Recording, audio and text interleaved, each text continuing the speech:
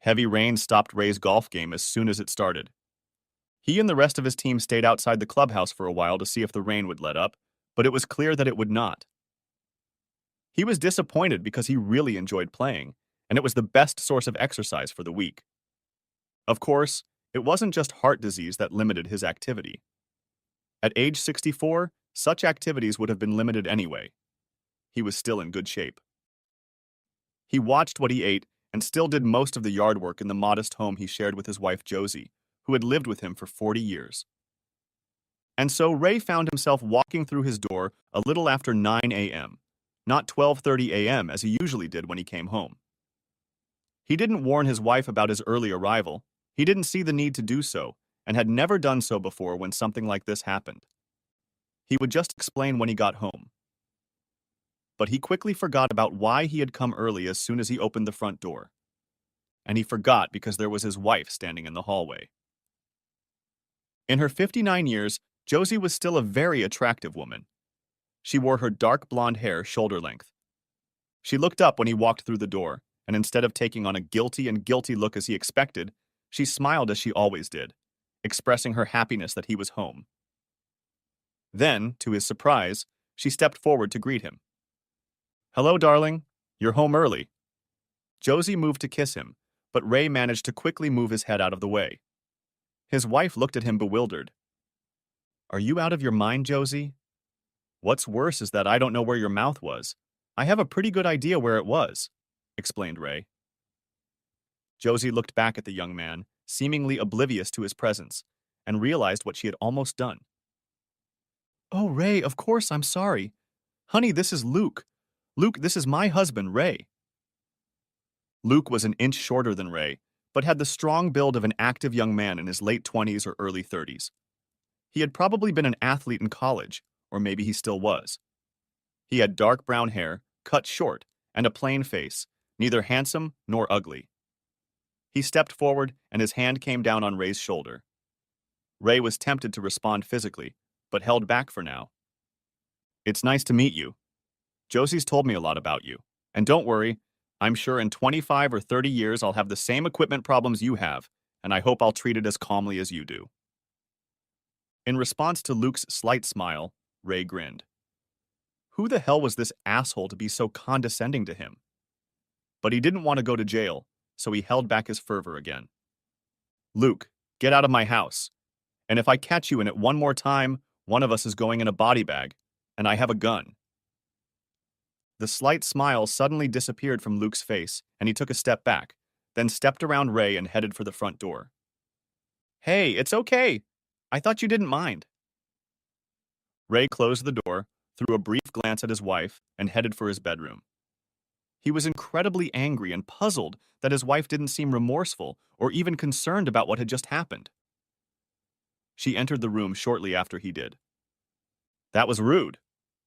Ray turned to her, perplexed that she was finding fault with his behavior after what she had just done. He wasn't going to talk to her right now, but this was getting way out of line. "Was that rude? I walk into my house and see you walking some kid to the door that you clearly had something with, and I'm being rude. You really are out of your mind."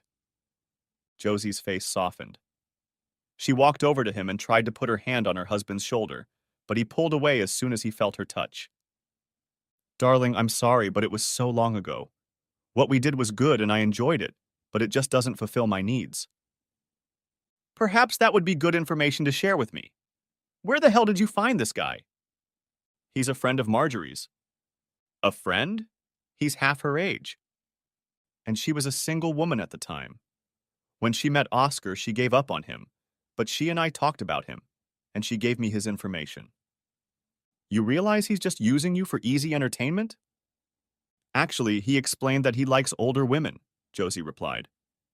"When he was 18, his mother made him help the neighborhood women around the house. Some of them couldn't afford to pay much, so they paid differently. He says he got to the point where women his age didn't suit him." "How long has this been going on?" asked Ray. "A few months. When you leave for a round of golf, he comes and courts me. He's always gone a long time, and I clean everything up before you get home. It doesn't affect you in any way. You get your fill, and I get mine, so to speak." Ray suddenly realized why Saturday had become bed linen change day. Well, I don't care if you think it doesn't affect me just because I'm not here. I won't put up with it, and I'll give up golf if I have to. Raymond, please, be reasonable. You need your golf game. It's the only physical activity you have. And I have needs that need to be met and taken care of in the meantime. That makes sense. Maybe for you, Josephine, but not for me. This was the last time. With those words, Ray made his way to his bedroom to shower and change into something more casual. Josie went into her closet to put on some clothes, then left the house and drove a few miles to the house where Christine lived with her husband and two daughters, Josie's granddaughters. By the time Ray had showered and dressed, the house was empty. There was no note, and he assumed his wife just wanted to get away from him. That suited him just fine, since he wanted the same thing. The shower calmed him down and he tried to reason logically. He could understand that Josie still had needs, but this was too much. He would never do what she did if their positions were reversed, and he didn't feel like he'd crossed the line. She would just have to get over it. Next chapter. The next day, Sunday, was the 4th of July, and the entire local family gathered for lunch to cook and then to gather again in the evening at a large public park for fireworks. This tradition had been around since Christine was a child, and Ray looked forward to it every year. In the morning, Ray got busy preparing the meat. He marinated the chicken and hamburgers and laid out hot dogs for the younger children who would be joining them for the feast. By the time the guests started arriving, everything was ready, and Ray was looking forward to spending time with his family. The barbecue went smoothly. Many friends were there, and Josie looked radiant, smiling and laughing.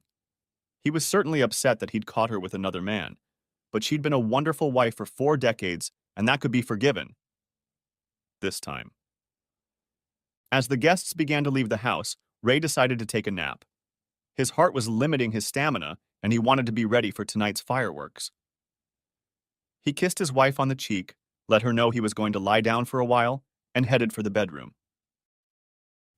When the alarm clock rang a couple hours later, he felt full of energy. The rest had done him good, and now he could enjoy the fireworks in peace. He changed into clean clothes and made his way to the living room. Around the dining room table sat members of his immediate family. His wife at the far end, his granddaughters, Julia 19 and Allison 17, at the back, Christine's husband Eric at the side, and Christine herself standing in front of the table, closest to Ray. Ray's son Leo and his wife Rebecca sat at the other end of the table, across from Julia and Allison. They were all looking at him. Ray realized immediately that this was about interference. What is it? His daughter Christine was obviously the spokesperson for the group. We wanted to talk to you about Mom? Ray looked at his wife, but her expression was calm. He hoped it wasn't what he thought it was. He looked at his daughter again. What about Mom? Mom told us about Luke. Told you, huh? Asked Ray, disbelief audible in his voice. Yes. And about your problems? Ray just stared at his wife, shocked that she would share such personal information with anyone, let alone their children and grandchildren. My problems, and indeed this whole story, are none of your business. But Mom's happiness is our business. So you're not happy? Asked Ray, addressing his wife directly. Yes, Ray, I am happy. Please don't think you're not, Josie replied. But she has needs, Daddy, the daughter interjected, and that's not something you can take care of. That's the way it is, isn't it? So you think I'm being unreasonable then? Selfishly by not agreeing to this? We're not trying to label it, Dad. We're just...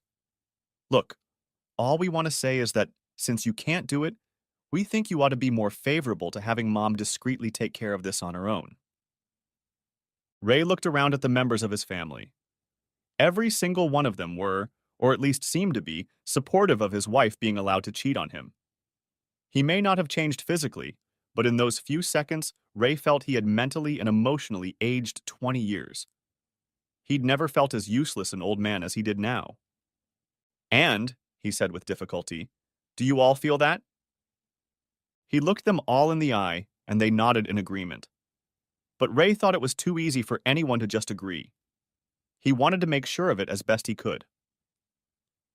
Leo, do you agree with this? Asked Ray, looking his son in the eye. Yeah, I mean, not that you're here, his son replied. And it'll help Mom. Eric? Asked Ray, turning to his son-in-law, Christine's husband. Ray had never known him to go against his wife, and certainly didn't expect him to start doing it now. Ray, I don't think this is going to be a big problem, Ray. Rebecca? Said Ray, catching a glance from his sister-in-law, who seemed to be almost hiding behind Leo. Oh, Dad, I don't really, she said, trying to evade answering. Ray had always found it interesting that even after 20 years, Eric still called him by his first name, while Rebecca had almost immediately started calling him Daddy. Nonsense, Rebecca. You've been a member of this family for 3 years now. Besides, you're a grown woman, and I'd be interested in your opinion. Well, it seems like it would be okay. I mean, as long as she's careful and cautious. Finally, it came to his granddaughters. They were of a very different generation, and he suspected they had a very different attitude. Infidelity in marriage seemed commonplace, almost expected these days, but he still doubted they would go against him. They had spent so many wonderful hours together. He often attended concerts and constantly pampered them at the mall. Would they really go against him? What about you girls? Oh, Grandpa, we don't have to be a part of this. Oh, come on. You're both adults. Well, almost. And I'm sure you have some thoughts. Julia and Allison looked at each other, then at Mom and Dad, who seemed to be urging them to speak up. At that moment, Ray realized what they were about to say. Whether they believed it or not, Mom had clearly convinced them to speak out in favor of Grandma. Well, I mean, Julia, the oldest, said, that a lot of our friends don't mind their boyfriends and girlfriends being with other people. It's just sex. Ah, the cry of the infidels. It's just sex.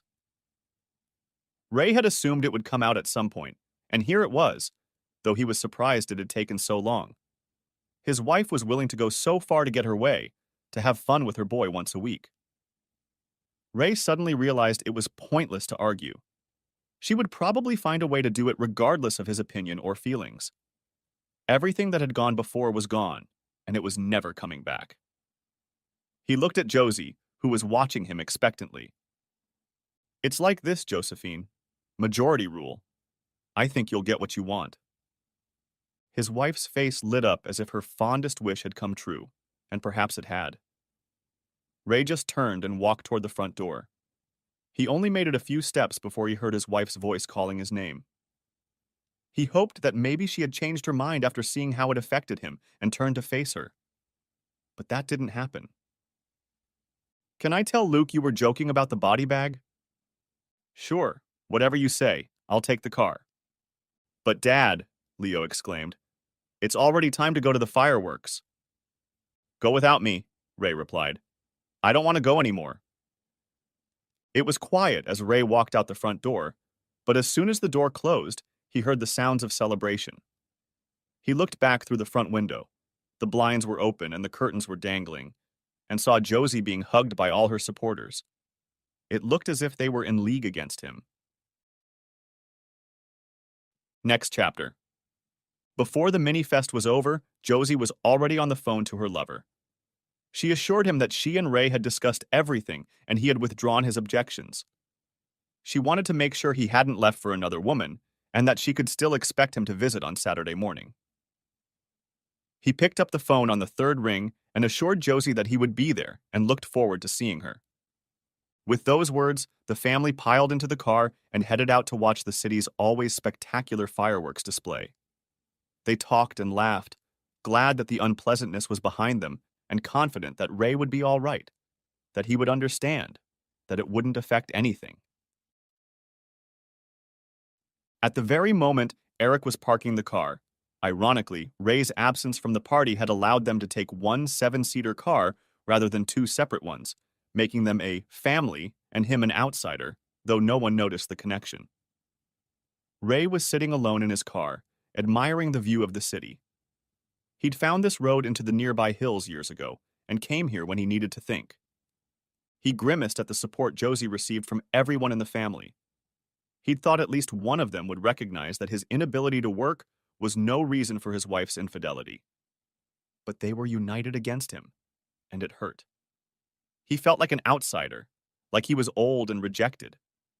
It reminded him of stories he'd heard as a child, of how some communities sent their old men to certain death when they thought they were too old or infirm to contribute, and thus just taking away resources. He just got in the way and was driven out. All he wanted to do was sleep, but sleep got in the way. It was past midnight when he finally returned to the house. He noticed that his daughter and Josie's car was still here, but everyone else had already left. He could only assume that the sound of the klaxon signaling that the car was locked alerted the occupants of the house, because as he approached, the front door opened. It was Josie. "Where have you been? I was so worried." Ray simply walked past his wife without saying a word. He noticed his daughter sitting on the couch, watching him with interest. "Why are you here?" he asked. "Mom was worried when you were gone after the fireworks. Everyone else had somewhere to go tomorrow morning, so I stayed with her. You could have at least answered the phone." Ray looked at his phone and remembered that he'd turned it off when he'd gotten to the mountain. He didn't want to be disturbed. "Well, as you can see, I'm fine. You can go home now." Christine was stunned. Her father was the kindest and most polite man she had ever known, and she had never known him to speak to anyone like that, much less to her, his little girl. She watched him as he walked to his bedroom until the door closed between them, then picked up her purse from the table and kissed her mother goodbye. By the time Josie finished packing and entered the room, Ray was asleep. Next chapter. For the whole of the next week, the house was quiet. Josie knew that, despite her tacit agreement, Ray wasn't thrilled with what she was doing with Luke. But she believed he could get over it because he loved her, and she was sure that in time he would forget about it, or at least put it out of his mind. For Ray, it was a complete ruin of his life. He had been a devoted family man for 4 decades, but that didn't stop his entire family from casting him aside when his presence became inconvenient. The simple fact that Josie had even sought support from her family over his infidelity had ended his marriage, Ray thought. The fact that all of them, every single one of them, had turned against him was the death knell for his family, or at least for him to be a part of it. For years, he had put everyone else first. That was about to change now. As he had every Saturday morning for the past several years, Ray got in his car and drove to the country club to meet his foursome. It was a group of 8 older men who booked 2 golf outings each and then mixed foursomes each week. Ray struggled to concentrate on his game, knowing what was going on in his house, and he had no doubt what was going on. It wasn't his worst performance, but it was his worst in a long time. He tried to smile at the good-natured taunts, but it wasn't easy. Next chapter. Meanwhile, Josie, back at her house, watched Ray get into his car and head out for a 7 a.m. golf game. She tried to express her affection and kiss him goodbye, but he remained silent. She hated to realize that her husband had been hurt, but she put it out of her mind as soon as Luke pulled up to the walkway. She asked him to park at the end of the street and around the corner. She thought parking in front of the house was too blatant and would attract the attention of the neighbors, but there was nothing she could do about him coming to the door. She let him knock before opening the door and then invited him in. And then Luke easily picked Josie up in his arms and carried her into the bedroom. By 12:30, Josie was more than satisfied that her home was in pristine condition and ready for her husband, who should be home at any moment. She had her needs met and was ready to devote her full attention to Ray for the rest of the week. He usually came home between 12:30 and 1 p.m. When he didn't show up by 2 o'clock, she became concerned, but not too concerned yet. By 3 o'clock, she became concerned and tried calling his cell phone. It went straight to voicemail. By 5 o'clock, after making several calls and sending several texts with no response, she began to worry. Finally, at 7 o'clock, after sitting for another 2 hours with no response from her husband, she called her daughter. She explained the situation, and within minutes, Christine and her husband were in the living room with their granddaughters, Josie. Eric drove to the country club to get some information. All they could tell him was that Ray had been there and left a few hours ago. Christine called the police and found out that there was no record of any incidents involving Ray, and that they could not file a formal missing persons report at this time. But they would write down his name in case they knew anything. Christine thanked them and hung up, unsure if anything would work. There was no one else to call. Josie didn't know any of the men he played golf with, not to mention she didn't have any of their phone numbers. There was nothing left to do but wait. It was nearly 11 o'clock at night when Julia, sitting at the front of the house, reported that she had just seen headlights in the driveway. Sensing that a confrontation was imminent, she and her sister hid in Mom's old upstairs bedroom. Eric, who was always up early, had long since tucked himself away in Leo's old room. Only Josie and Christine remained to meet Ray. Ray walked through the front door, not surprised to see his wife breathing fire in the hallway, and only a little surprised to see his daughter in the living room. He'd seen her car outside, but thought she might be leaving her and Josie alone together. She must be supporting her mother in her strange position with all her might. "Where have you been?" hissed Josie. "Playing golf," Ray replied calmly. "Not for more than 12 hours, you weren't." "That's true. After golf, I had lunch at the clubhouse. The piccata chicken they have is very good. Then I went to see a new movie with Dwayne Johnson. It's a little formulaic, but I liked it. After that..." "Damn it, Raymond. I don't want to know all the places you went." "Well, you asked me where I've been," muttered Ray. "I want to know why you didn't come home after golf like you usually do, and why you didn't answer the phone." "I didn't answer the phone because my phone never rang," he replied, showing his wife that his phone was off. "And I didn't come home because I wasn't going to be in this house at the same time as your buddy." "That's ridiculous, Raymond. Nothing has changed. We were done, and I cleaned the whole house long before you were done playing golf. You had no reason to come home late at all, let alone be gone all day." "That's how you look at it, Josephine. I just wasn't going to risk even being exposed to its consequences. Let me reiterate that I will not be in this house at the same time. It's getting late, and I'm going to bed." Ray walked past his wife, gave his daughter a hard look, but said nothing as he made his way to the bedroom. He expected one of the women to follow him, but none of them did. As he prepared for bed, he heard other voices in the hallway and realized that Christine's entire family had gathered in the house. Great. By the time Josie said goodbye to everyone and went into the bedroom, Ray was already asleep, or at least pretending to be asleep. Josie couldn't be sure. She wondered if she should wake him up so they could talk some more, but instead, she just went back to bed. Next chapter. The next weekend went much the same way, although this time there were no calls or texts. Josie just accepted the fact that Ray would be gone all day and took the opportunity to get the house in order. When it got late, however, Josie began to worry that she would be home alone, so she called Christine, who agreed to come over and keep her company until Ray got home. Eric and their daughters stayed home. Ray arrived again around 11:00 and was surprised to see Kristen's car parked at the curb. He wondered if another confrontation was looming. He walked through the door, but was met only with a pleasant greeting from his wife, a kiss on the cheek, and a smiling daughter in the background. "Why don't you get changed, honey? Then you can tell me what you've been doing all day," Josie said, leaving Ray somewhat confused. Josie headed to the kitchen to get everyone a drink, and Ray headed to the bedroom to change. The only conclusion he could draw was that she had been well taken care of by her lover tonight, so she was in a particularly relaxed and good mood. He changed into his pajamas and returned to the living room, where Christine looked like she was ready to leave, but appeared to be waiting for him. "Dad, I know this is hard for you, but I just wanted to say how great it is that you're showing your love for Mom by letting her do this. It really does make a difference." By letting her? Ray thought. Is that really how they see it?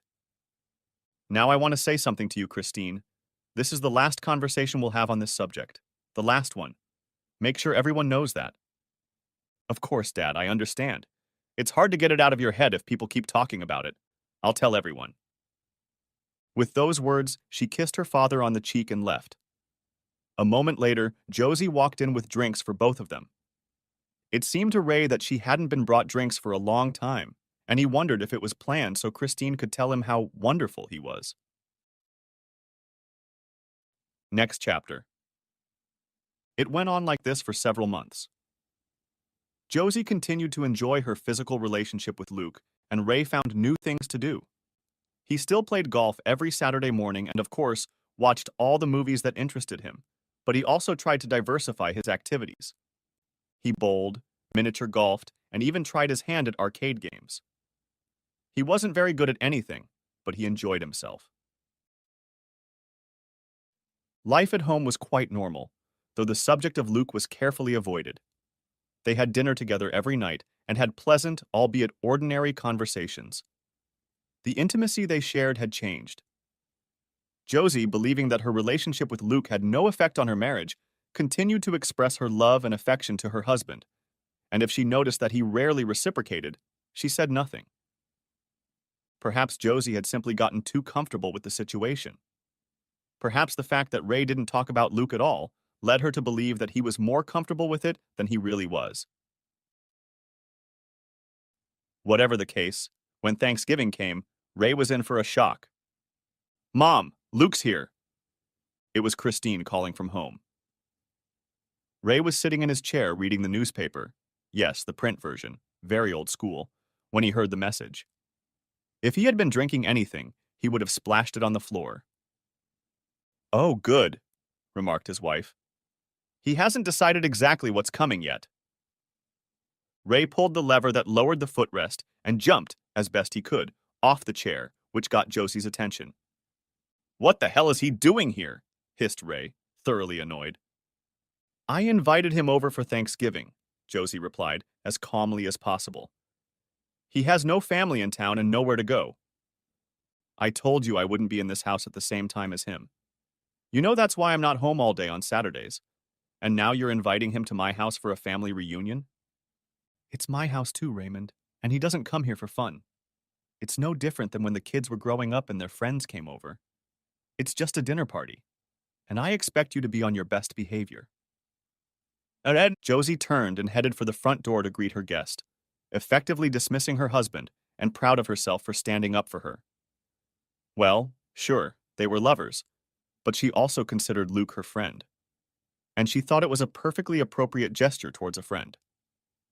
She met Luke at the door and introduced him to her children and their spouses and granddaughters. Taking his hand, she led him into the living room to greet her husband. She started talking before she even rounded the corner. "Luke, you remember my—" But Ray was gone, or at least not the chair he'd occupied just a few minutes ago. She looked around but didn't see him and assumed he might have gone to the restroom. She started to get ready for the bedroom when she heard the garage door opener motor humming. She walked to the kitchen and garage door just in time to see the door start to lower and Ray's car pull away. "Was that Daddy driving away?" asked Christine to her mom. "Yes, that was him." "Where is he going?" "Who knows?" Josie replied in desperation, stomping toward her bedroom to gather her thoughts. Luke approached Christine as Josie was closing her bedroom door. "Is there anything I can do? Would it be better if I left?" he asked. "No, Luke, it's okay. This is your father's problem, not yours. You're always welcome here." "I just don't want to be the cause of trouble, but if you're sure—" "We know, Luke, and we appreciate it." The family and Luke chatted over their meal. Luke, as a new person, was the center of attention, but he showed interest in the family as well. After the meal, he joined Leo and Eric to watch soccer while the ladies went shopping. No one noticed Ray's car drive by. The festivities were long over. It was nearing 10 p.m. The house had been cleaned, the dishes washed. The ladies had returned from a shopping trip with a few items, but nothing major. Leo and Eric had fallen asleep on the couch and Ray was still nowhere to be seen. Christine woke her husband and children and told them to go home, intending to wait for her mother and stay the night. She always kept a few things here, nightgowns and a change of clothes, so that she could spend the night at her parents' house if necessary. Leo and Rebecca left as well, and Christine stayed behind to wait with her mom. Ray finally arrived at almost midnight. He hoped Josie had already gone to bed, but she was waiting for him. She started toward him, but instead of stopping like he usually did, he just walked past her. He walked over to his chair and continued reading the paper, as he had been doing before he was interrupted. If he thought Josie would back off, he was wrong. "Where have you been all day?" she practically shouted. "I went to Denny's for Thanksgiving dinner and then spent the rest of the day at the movies." "We had a lovely dinner right here, Raymond. Why on earth would you go to the Denny's?" "It's not about the food, Josephine. It's about the company." "I can't believe a 64-year-old man can't be polite to a guest I invited into our home. I would never treat someone you invited like that." "I told you I would not be in this house at the same time as him. Ever.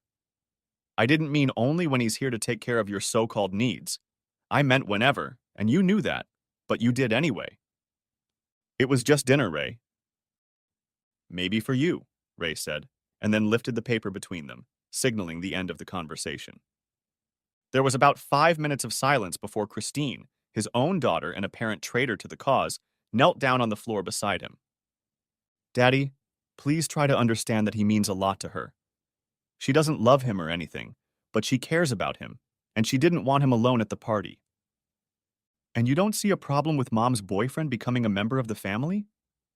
"He's not a member of the family, Dad, but he's a person in her life, just as much a friend as anyone else." Ray knew this was a lost cause. "Of course, Christine. I understand." "I hope you do, Dad. I'll see you later."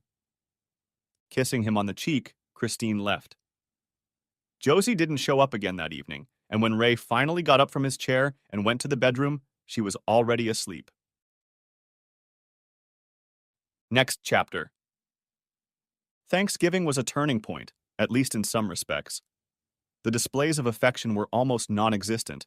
Ray and Josie had become more like roommates than anything else.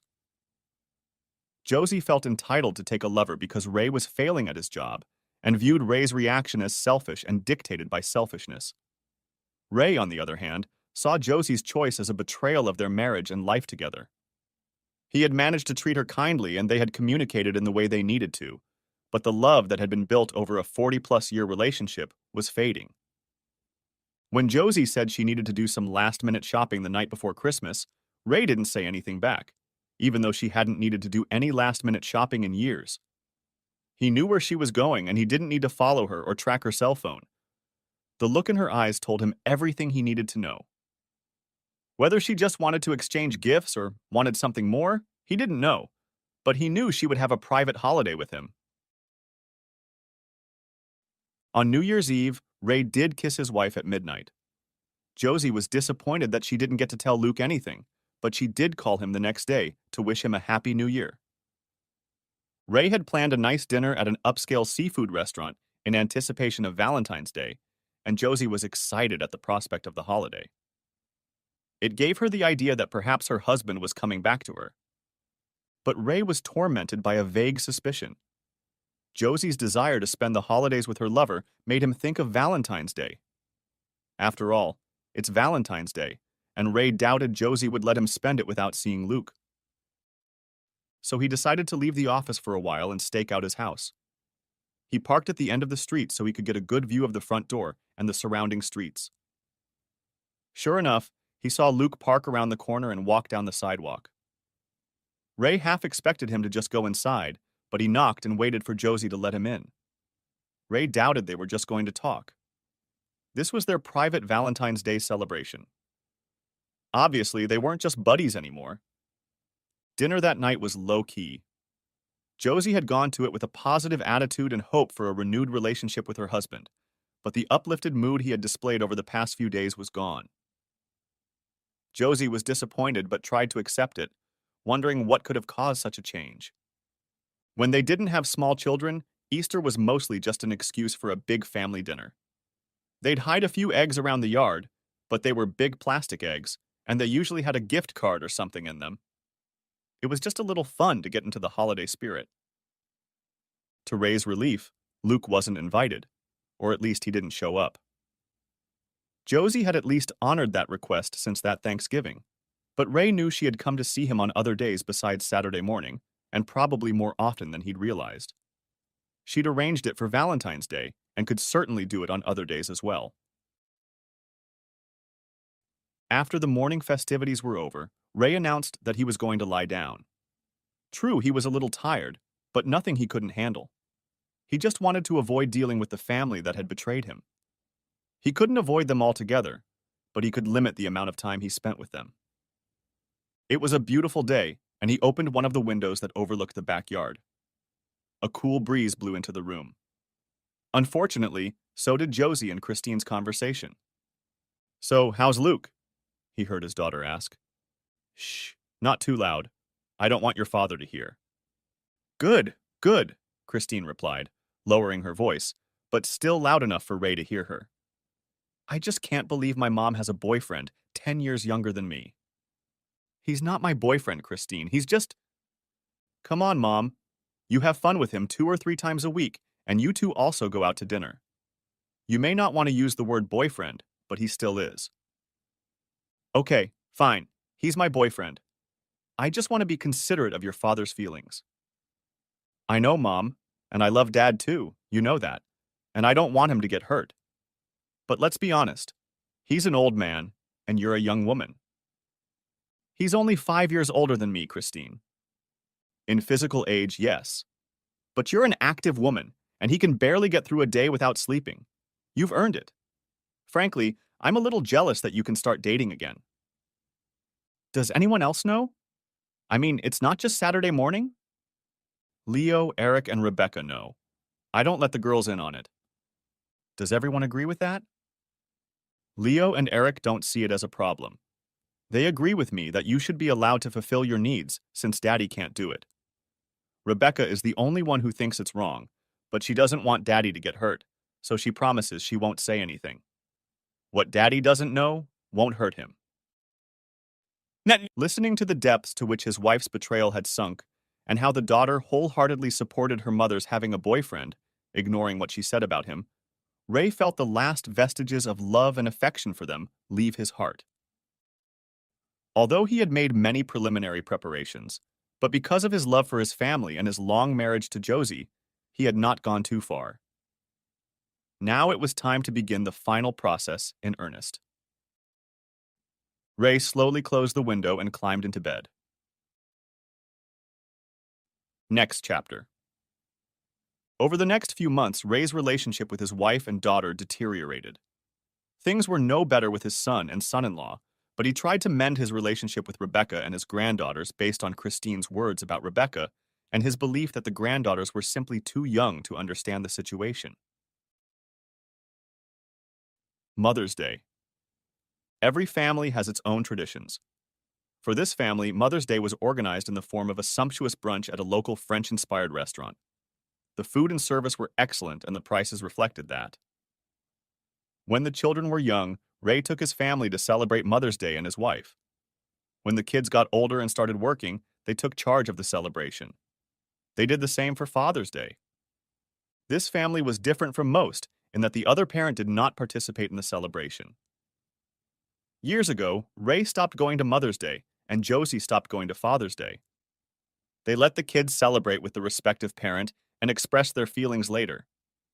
But Ray had some sort of premonition, triggered by the events of the past few months. So while he usually used his free time to read or do something else, this morning he got dressed and drove to the restaurant. Josie had been gone for about 30 minutes, so he knew she'd be there. He wasn't going to participate in the brunch or even make anyone aware of his presence. Moreover, he doubted he'd even have to get out of the car.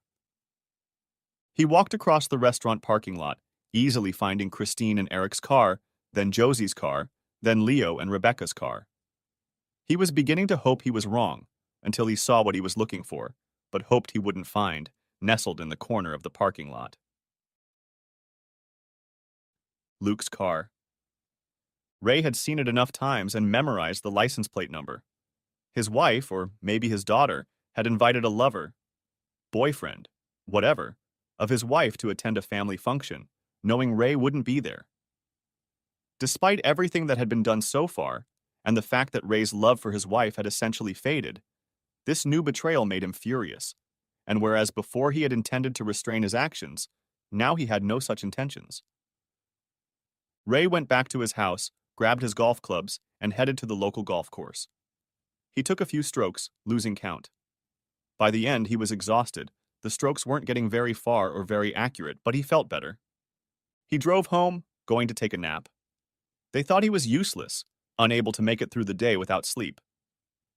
He let them continue to think so. Josie met him when he walked in the door. He wondered if she was having a private celebration with her boyfriend, though he didn't really care anymore.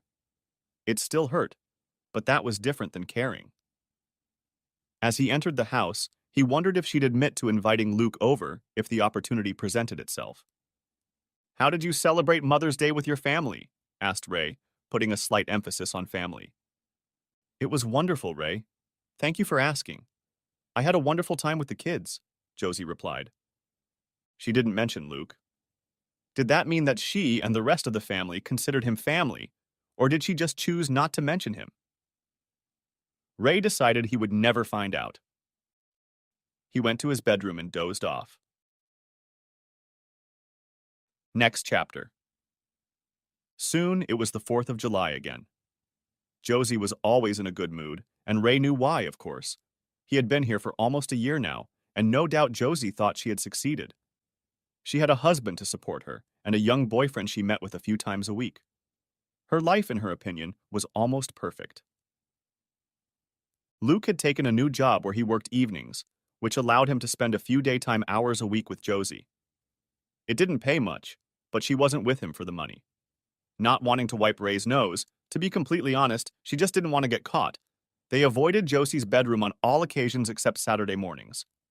That meant they used Luke's apartment or rented from friends if that option wasn't available. After all, he had roommates. The hardest part for her was excluding Luke from participating in activities. She didn't bring it up with Ray again and didn't think he would change his mind. It was the only thing she was unhappy about.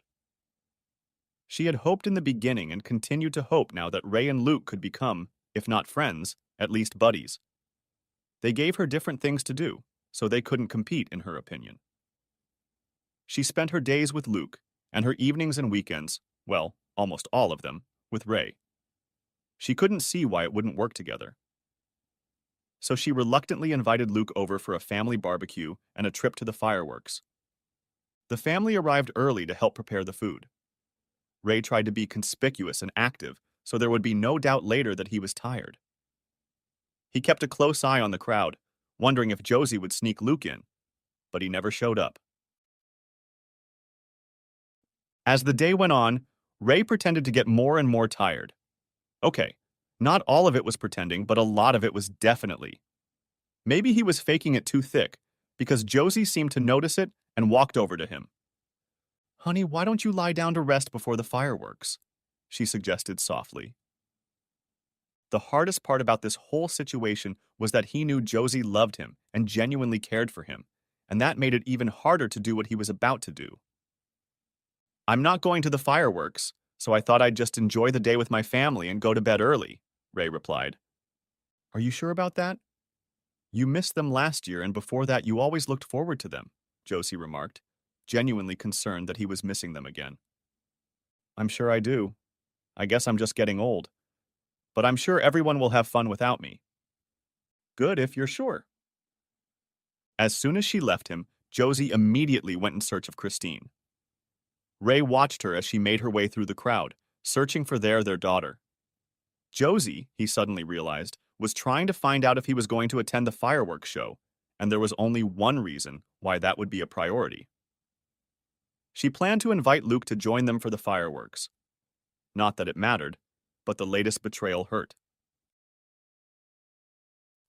As the evening wore on, the guests began to disperse until only family members remained. Josie, Christine, Leo, and Eric stopped by at one point to ask if he was sure he didn't want to join them for the fireworks, and all expressed that they would miss him when he said he was staying home. Ray saw that this was the case and realized that his family was lost to him. As the family prepared to leave for the fireworks display, Ray swallowed his anger and made an effort to talk to each family member. No matter what had happened over the past year, he had many fond memories of their time together, and he would miss those times. Most of all, he hugged his granddaughters.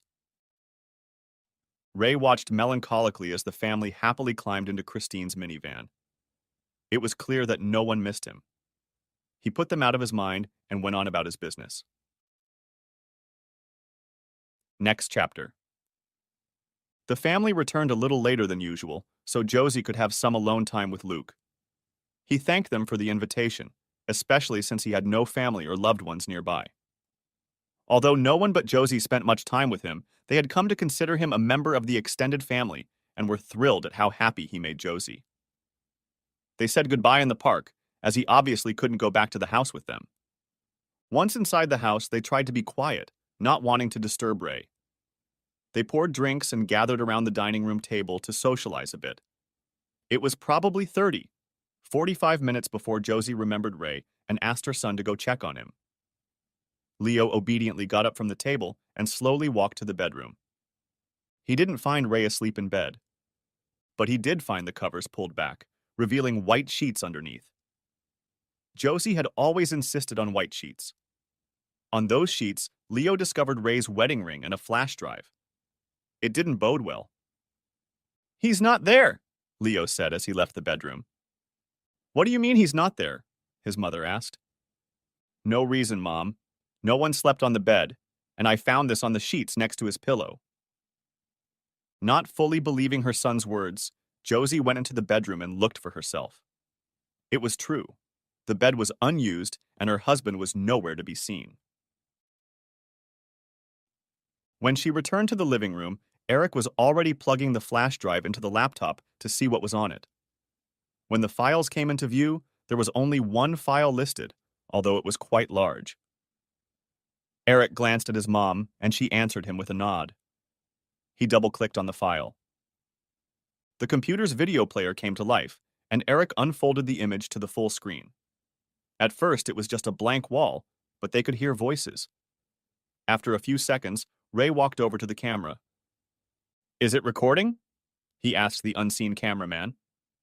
"Yes," a female voice replied. Ray looked at the camera. "Good evening, everyone.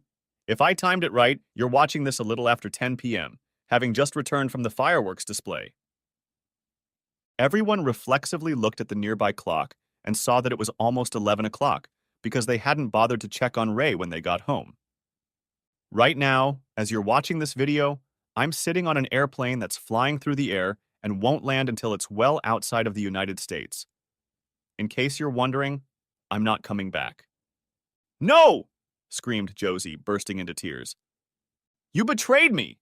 the video continued. "Every single one of you. My wife, who had my love and support for over 40 years, who never had to work a day in her life other than raising our children, discarded me like garbage for a guy half my age just because he's fun to be with. And when I had the nerve to object, she turned the whole family against me. I would have thought 40 years of loyalty, devotion, fidelity, and support would mean more to you, Josephine. I believe I have earned it.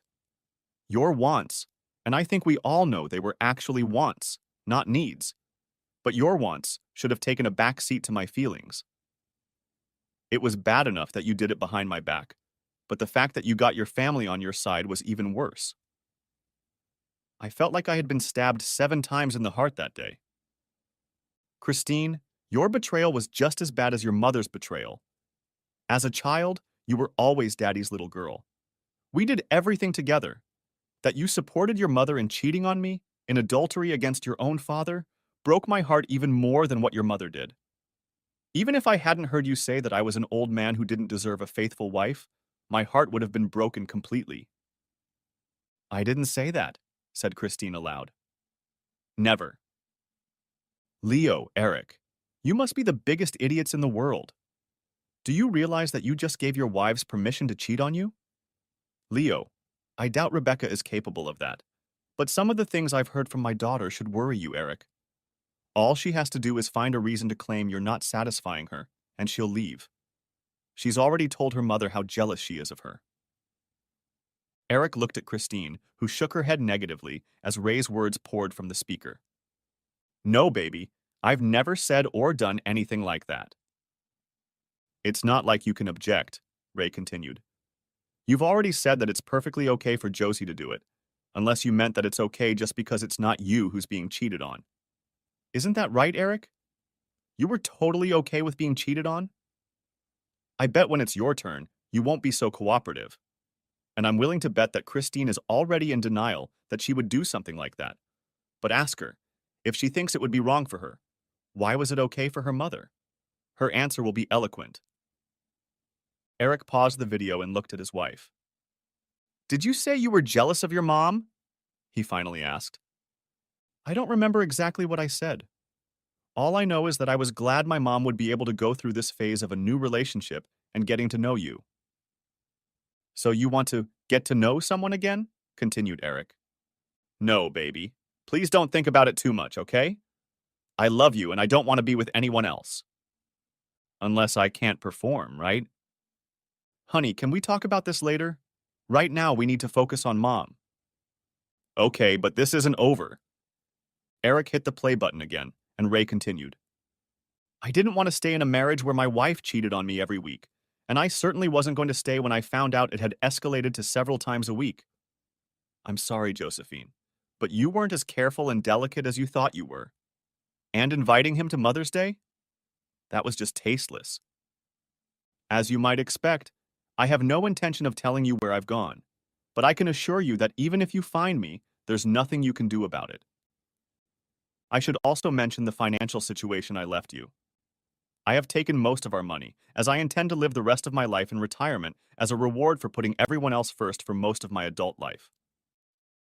Josephine, I left you a house that you know is paid off and worth several $100,000. My attorney will contact you and help you finalize the sale, if that is what you want. I also left about $400,000 in the bank. That's $10,000 for each successful year you've given me. I'm afraid there will be no credit for the last 12 months. None of you have to worry about me. By taking the rest of my assets, including my investment accounts, I've got a nearly 8-figure bank balance, so I'll be fine. Not that I really think any of you will worry. I think the way I've been treated over the last year clearly shows how you all feel about me these days. Oh, and if you're worried about me spending my golden years alone, you don't have to worry about that either. I already have a companion, and she's sitting next to me on the airplane right now. But let me introduce you. Deborah? A face matching the woman's voice appeared from behind the camera and stepped over. Everyone, this is Deborah. She'll be helping me spend your inheritance. Hello, everyone, said an attractive brunette who looked to be in her mid-50s, waving back at the camera. Deborah and I have been keeping close company for about the last 4 or 5 months, after I told her what my wife was up to. Nothing much, just spending a lot of time together and making sure how well suited we are for each other. But, Josephine, you probably remember Deborah. You've met her several times. We've worked together for over 30 years, since she was hired in the marketing department. She took early retirement to join me in my new home. We have been close friends all this time, and the best part is that her needs are nothing more than a desire for intimacy. Hugs, kisses, and probably a few other things of a personal nature are more than adequate for her. I'm looking forward to it. Everyone looked at Josie to see how she took this revelation, and it was clear from the look on her face that she didn't take it well. Eric paused the video. Mom, are you okay? Asked Leo. No, Leo, I'm definitely not okay. But let's just get this over with. Eric started the video again. Josephine, said Ray, his tone becoming more serious. I've loved you since the day we met. If anyone had told me you could treat me like that, I would have knocked them out before they finished talking. I was looking forward to spending our last years together, having our children, grandchildren, and even great-grandchildren visit us. I am so disappointed that your physical desires ruined that for us, for me. For your sake, I hope it was worth it. You should have enough money to last you a long time, especially if you sell the house. If you need more, I'm sure the children who supported your affair will be willing to support you financially too.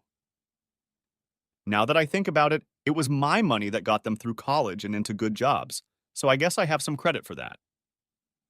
I wish I understood what was so important about having a few orgasms that led you to do what you did. It had been a terrible year, and it was getting worse. I knew about at least some of the extra sessions you had with him every week. I could have ended it months ago, but I liked the idea of declaring my independence on Independence Day, so I waited. I guess some part of me will always love you, or at least what we had. I wish things had been different, but somewhere halfway through you forgot that our marriage was we and not you and me. I've always tried not to make choices that would benefit me and hurt you like you did with Luke. I guess you thought I'd somehow accept that, maybe because I've always sacrificed myself for you before. I don't know.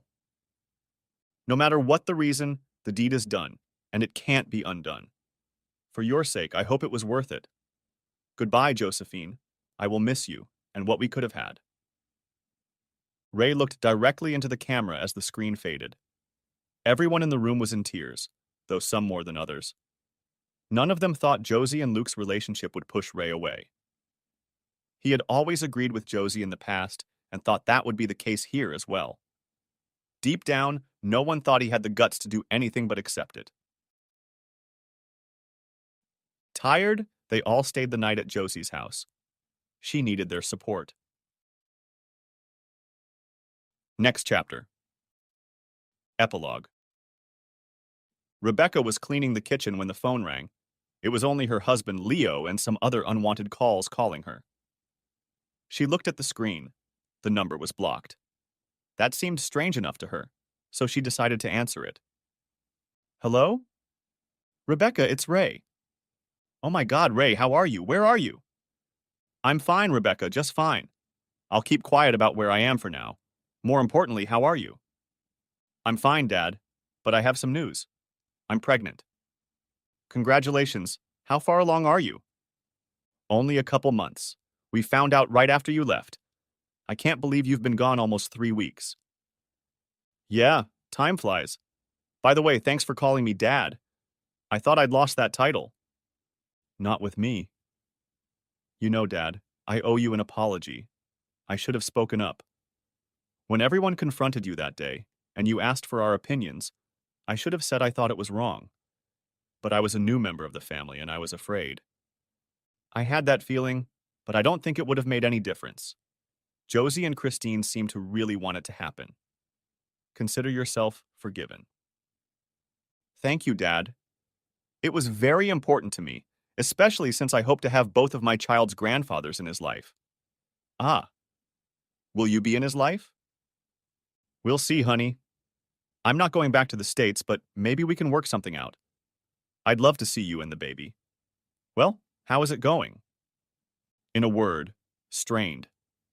Josie's out of sorts most of the time, though that doesn't stop her from seeing Luke a few times a week. Christine and Eric are having problems. They're keeping things quiet, but I think your comments about her having an excuse to cheat on him hit a nerve. How are you and Leo? We're doing well. We're still just starting out in our marriage, so things are still fresh. I think Christine and Eric have been married for so long. I don't know. I guess it just makes them both more cautious. The girls, on the other hand, are just devastated. Really? That surprises me. You were always so close. They miss spending time with you. They still don't think a little casual sex is something serious, but they realize that having it when you're just dating is very different than when you're married. I understand. I saw Christine's clear influence when they answered. Look, you can get everyone together at your place tonight. I think I'm ready to talk to them. I don't think that will be a problem, Dad. We'll talk then. Next chapter. That evening, the whole family gathered in Leo and Rebecca's living room. Rebecca made it clear that Luke was not invited. She set out sandwiches and everyone ate a little, but was too preoccupied to eat much. At 8 o'clock, the phone rang and Rebecca put it on speaker. Hey, Dad, everyone's here. Thanks, sweetie. Just so everyone knows, Deborah is in the room with me too. Let's all try to be polite and make conversation instead of yelling. Agreed? The assembled family members expressed general agreement. Good. I thought we should talk, but I wanted to wait until some time had passed. Of course, I contacted Rebecca first. I did so because some of the things I overheard led me to believe that she wasn't as accepting of it as the rest of you. Leo, congratulations on the baby. Thank you, Dad. I'll try to live up to the standards of fatherhood you've set, and I'm not just saying that. As the saying goes, the best thing you can do for your children is to love their mother. Remember that, and you'll do well. Allison, Julia? Yes, Grandpa, his granddaughter said almost in unison. Girls, I was disappointed that you supported your grandmother in this, but your aunts Rebecca and Deborah convinced me that you may have been overly pressured and that you lacked the life experience to understand the dynamics of adulthood and a 40-year marriage. I still have your emails and phone numbers, so we'll talk about it later, if that's okay with you. Of course, Grandpa, Allison replied. We just miss you. I miss you too. Why don't you go find something to do while we all talk? The girls said their goodbyes and went off to do their own thing. Before they left, though, they did stop and hugged their grandmother. So, Ray continued, does anyone have anything they're just dying to say? Ray, honey, please, Josie began, to no one's surprise. Please come back. We can get past this. If you had told me you were really going to leave me, we would have figured it out. Why did you have to go that far, Josephine? I told you I wouldn't accept it, and you turned to family for support. Then you started inviting him to family events and seeing him several times a week. You replaced me with him, at a time when you and I were barely roommates. You let it happen, and I finally got tired of it. But you never said anything else. I thought you'd accepted it, realized it was just something I did. It drove a wedge in our marriage, and there was no suggestion that it would lead to anything but that. From the moment I realized what you were doing, and you chose him over me, our marriage was doomed. I'm sorry, Ray. Can't we? No, Josephine, we can't. Even if I wanted to, which I don't, I made a commitment to Deborah, and I intend to honor it. What about your commitment to me? You took it first. Yes, I did, and I will still honor it.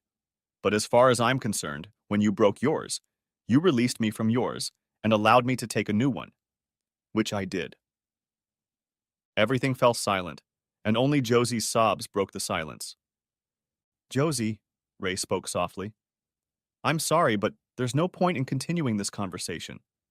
Whether you wanted to or not, you've cast me aside. There's no going back. Without another word, Josie stood up and left the room to take refuge in Christine and Eric's room. Kristen blurted out, That's very nice, Daddy. Did you call just to hurt Mom and make her cry? All because your ego couldn't handle another man making her feel better than you? I guess that's how you see it, Christine. Eric, how is your ego doing? Is it ready to accept that another man makes your wife feel better about herself than you do? Christine lowered her hands rather abruptly under her husband's intense gaze. Throughout their marriage, Christine had been the dominant one, and Eric, like many husbands, had gone along with her. But in the past few weeks, a significant shift had occurred, and Christine realized that her marriage was in serious danger. You can't support another woman's right to cheat on her husband without feeling guilty by association. No, Ray, that's definitely not true, and you were right. I never thought of it in those terms. My wife and I have some pretty serious problems after all this. I understand, and let me say this, for what it's worth. Fight for your marriage before it's too late. You love each other, but you've started to take each other for granted. I noticed this even before this whole mess started. Don't let it end, but let it be a catalyst for change. You are a team. Remember that. Josie didn't. There was a long silence, mostly because no one else had anything else to say at this point. Then, in a voice almost like a little girl's, Daddy, Christine said, is it okay if I talk to you alone? If it's okay with everyone else, it's okay with me. Christine looked around. No one objected, so she picked up the phone and retired to the spare room, closing the door. Dad, I'm scared. Eric was talking about divorce and at least counseling. What am I going to do?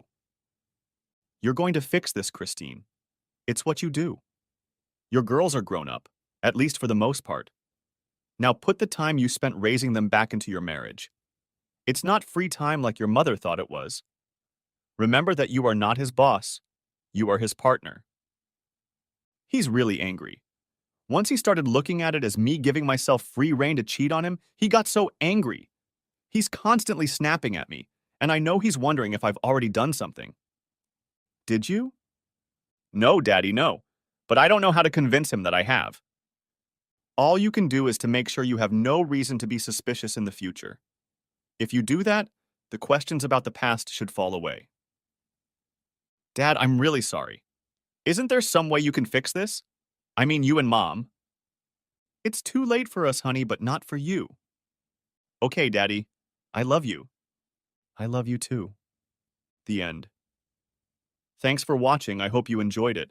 So subscribe to my channel and watch the next video.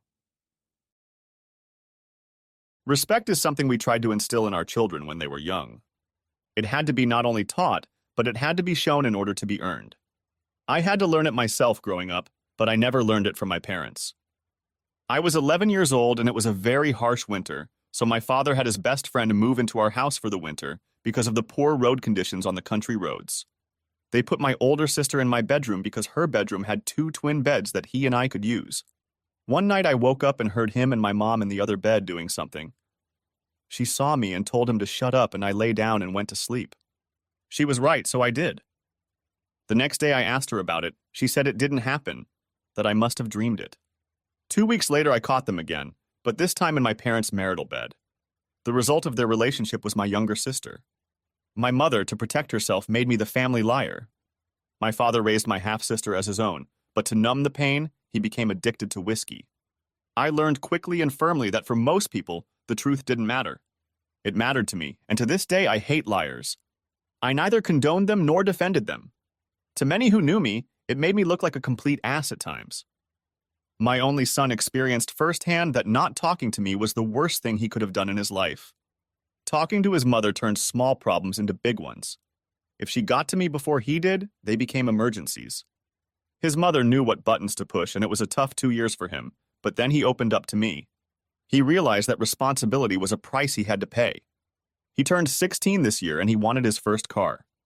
He was the oldest of 3 kids.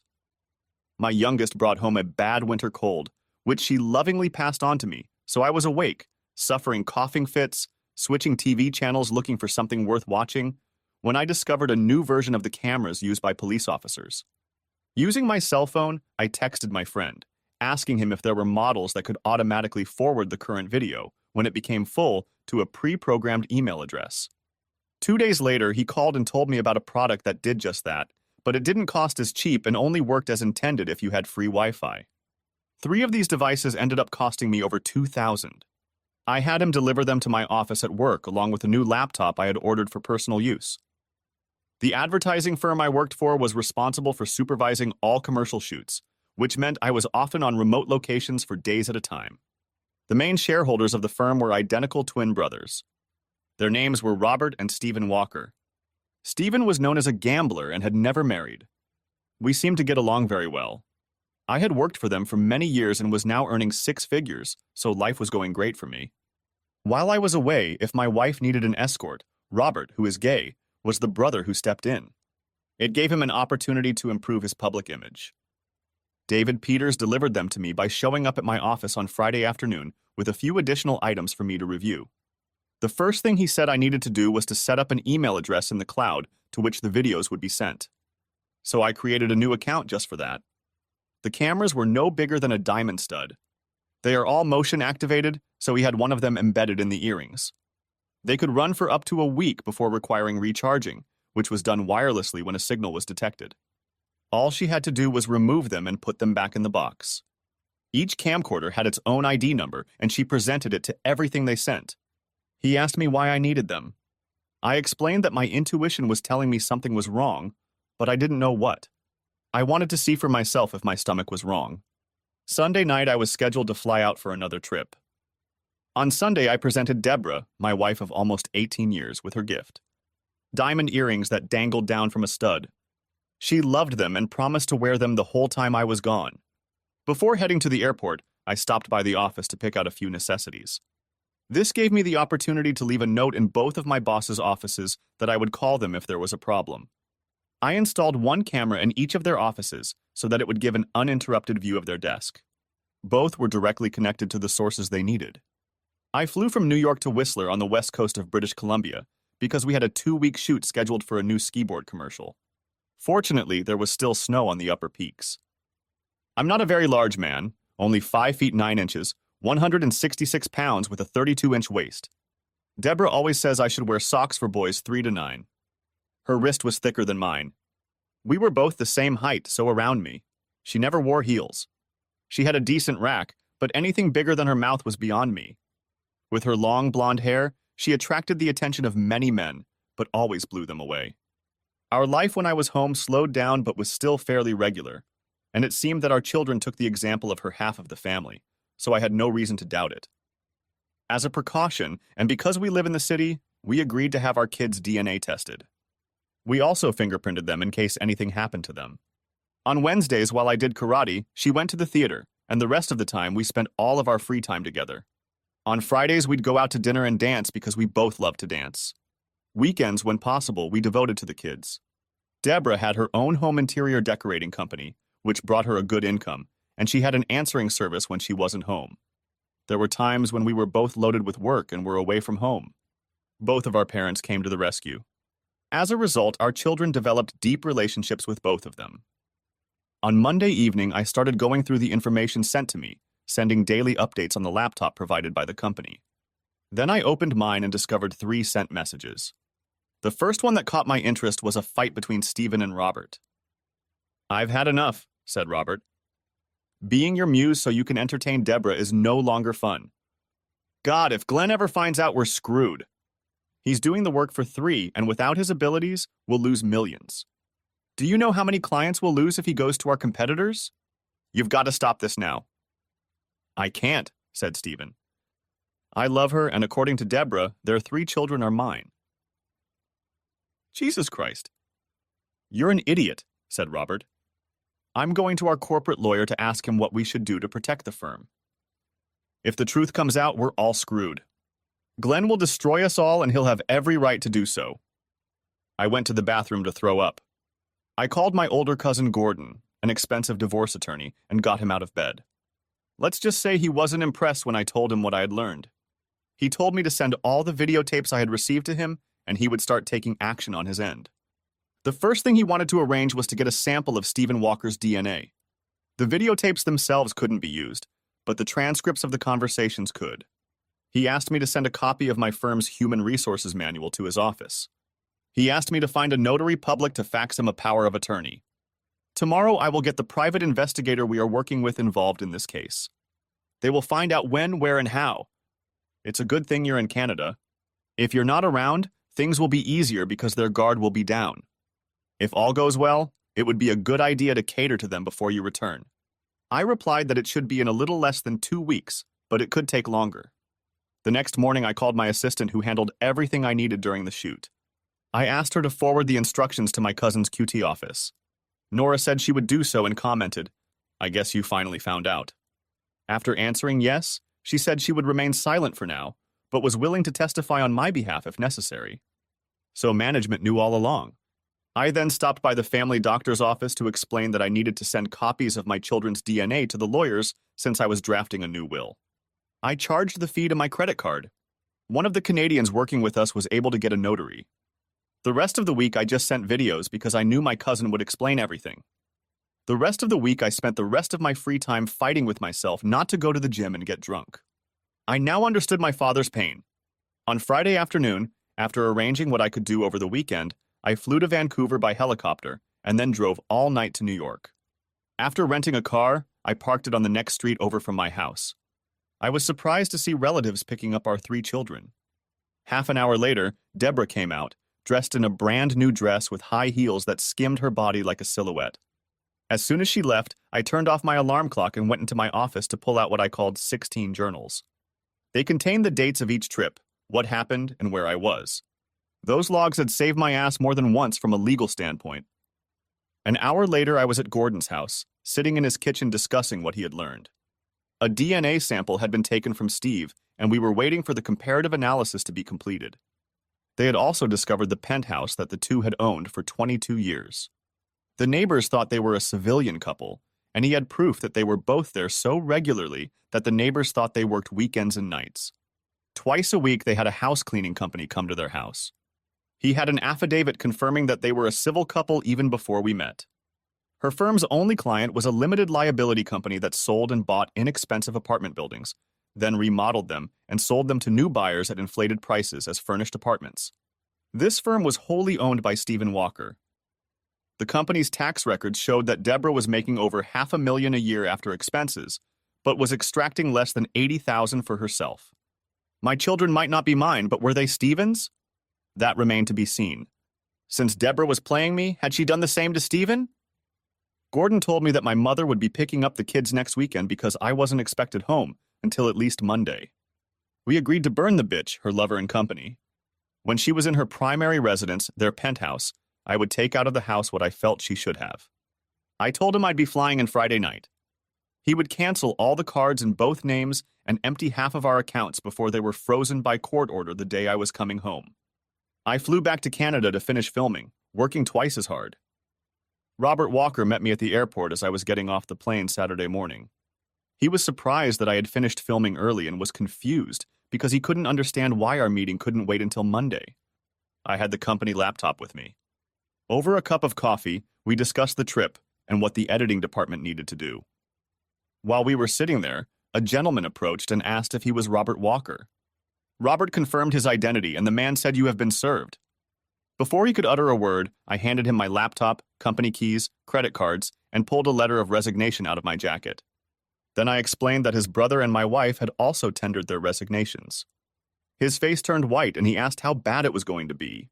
I replied that I was going to ram it down their throats. I have DNA that confirms Stephen is the biological father of all Deborah's children and mine. The lovers are being serviced in their penthouse right now. Remind them that they are required by court order to stay 500 feet away from my mother, children, and me. I felt like poor Robert was about to lose his last serving. I got up and started to leave. Robert pounced on me in a rage. Before airport security could get to us, he was lying on the floor with blood running down his face. He would no longer be a handsome boy were it not for the large medical expenses. My mom and kids met me as I drove into the house, opening the garage door.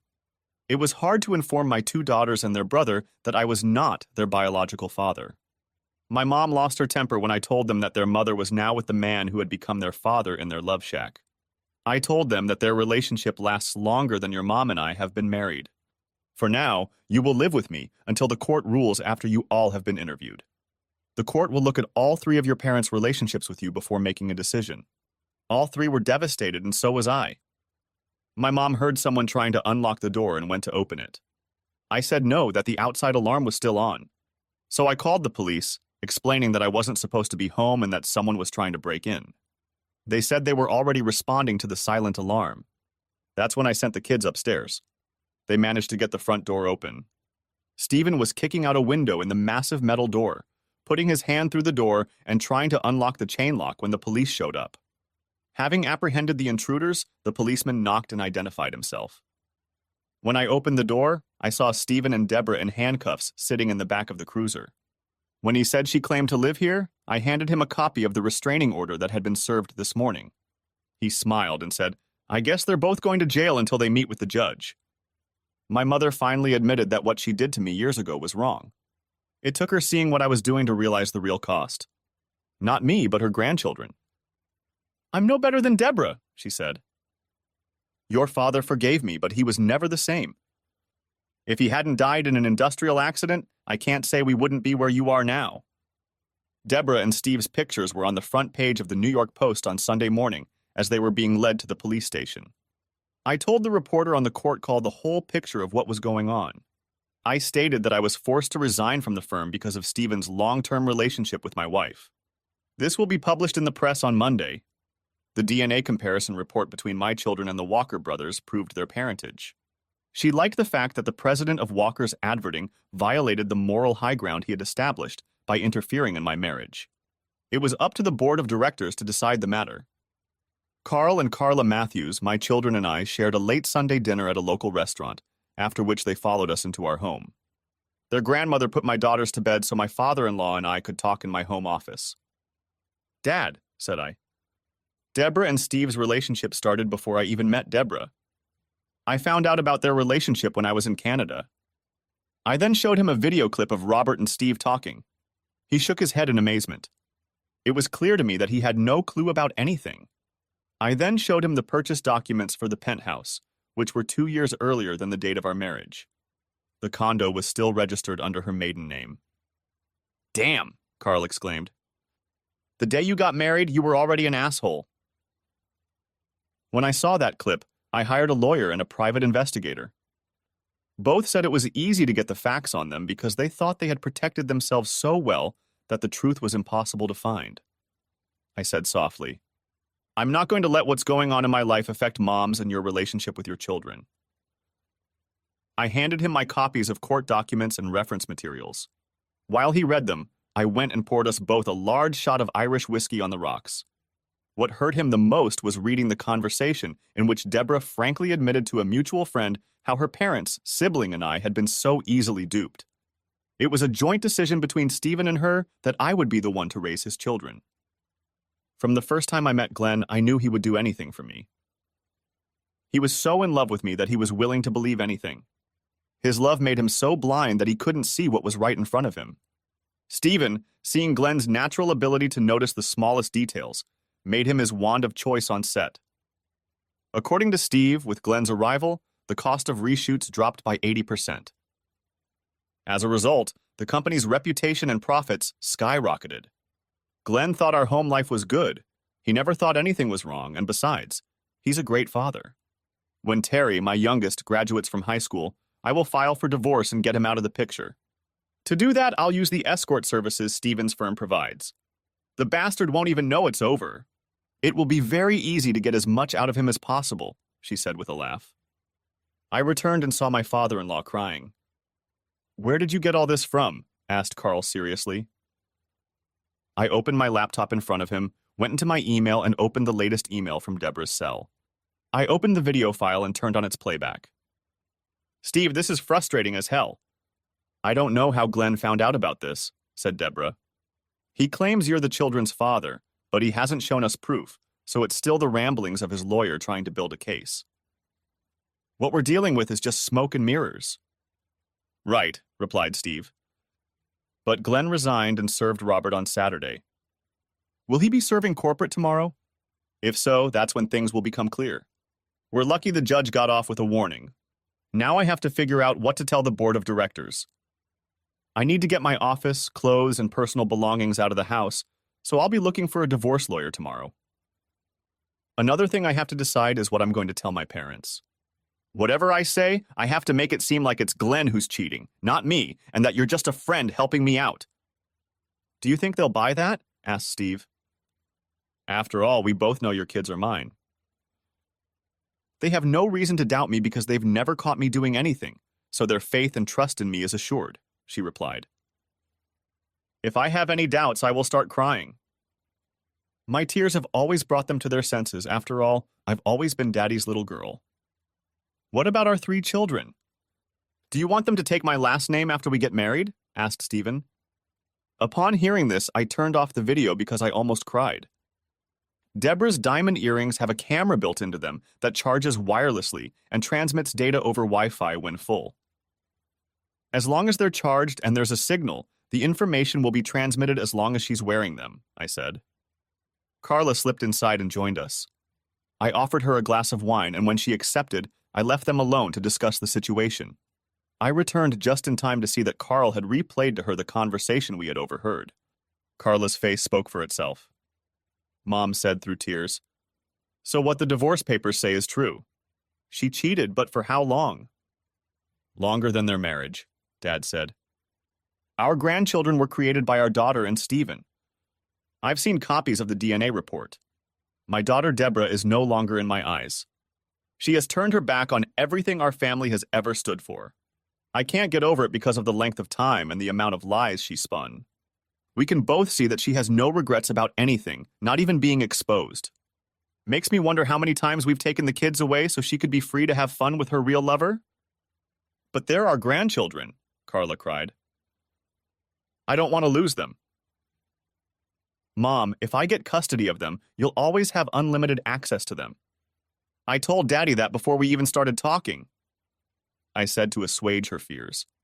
But I suggest you both apply to the court for unlimited access to your grandchildren, regardless of who gets custody.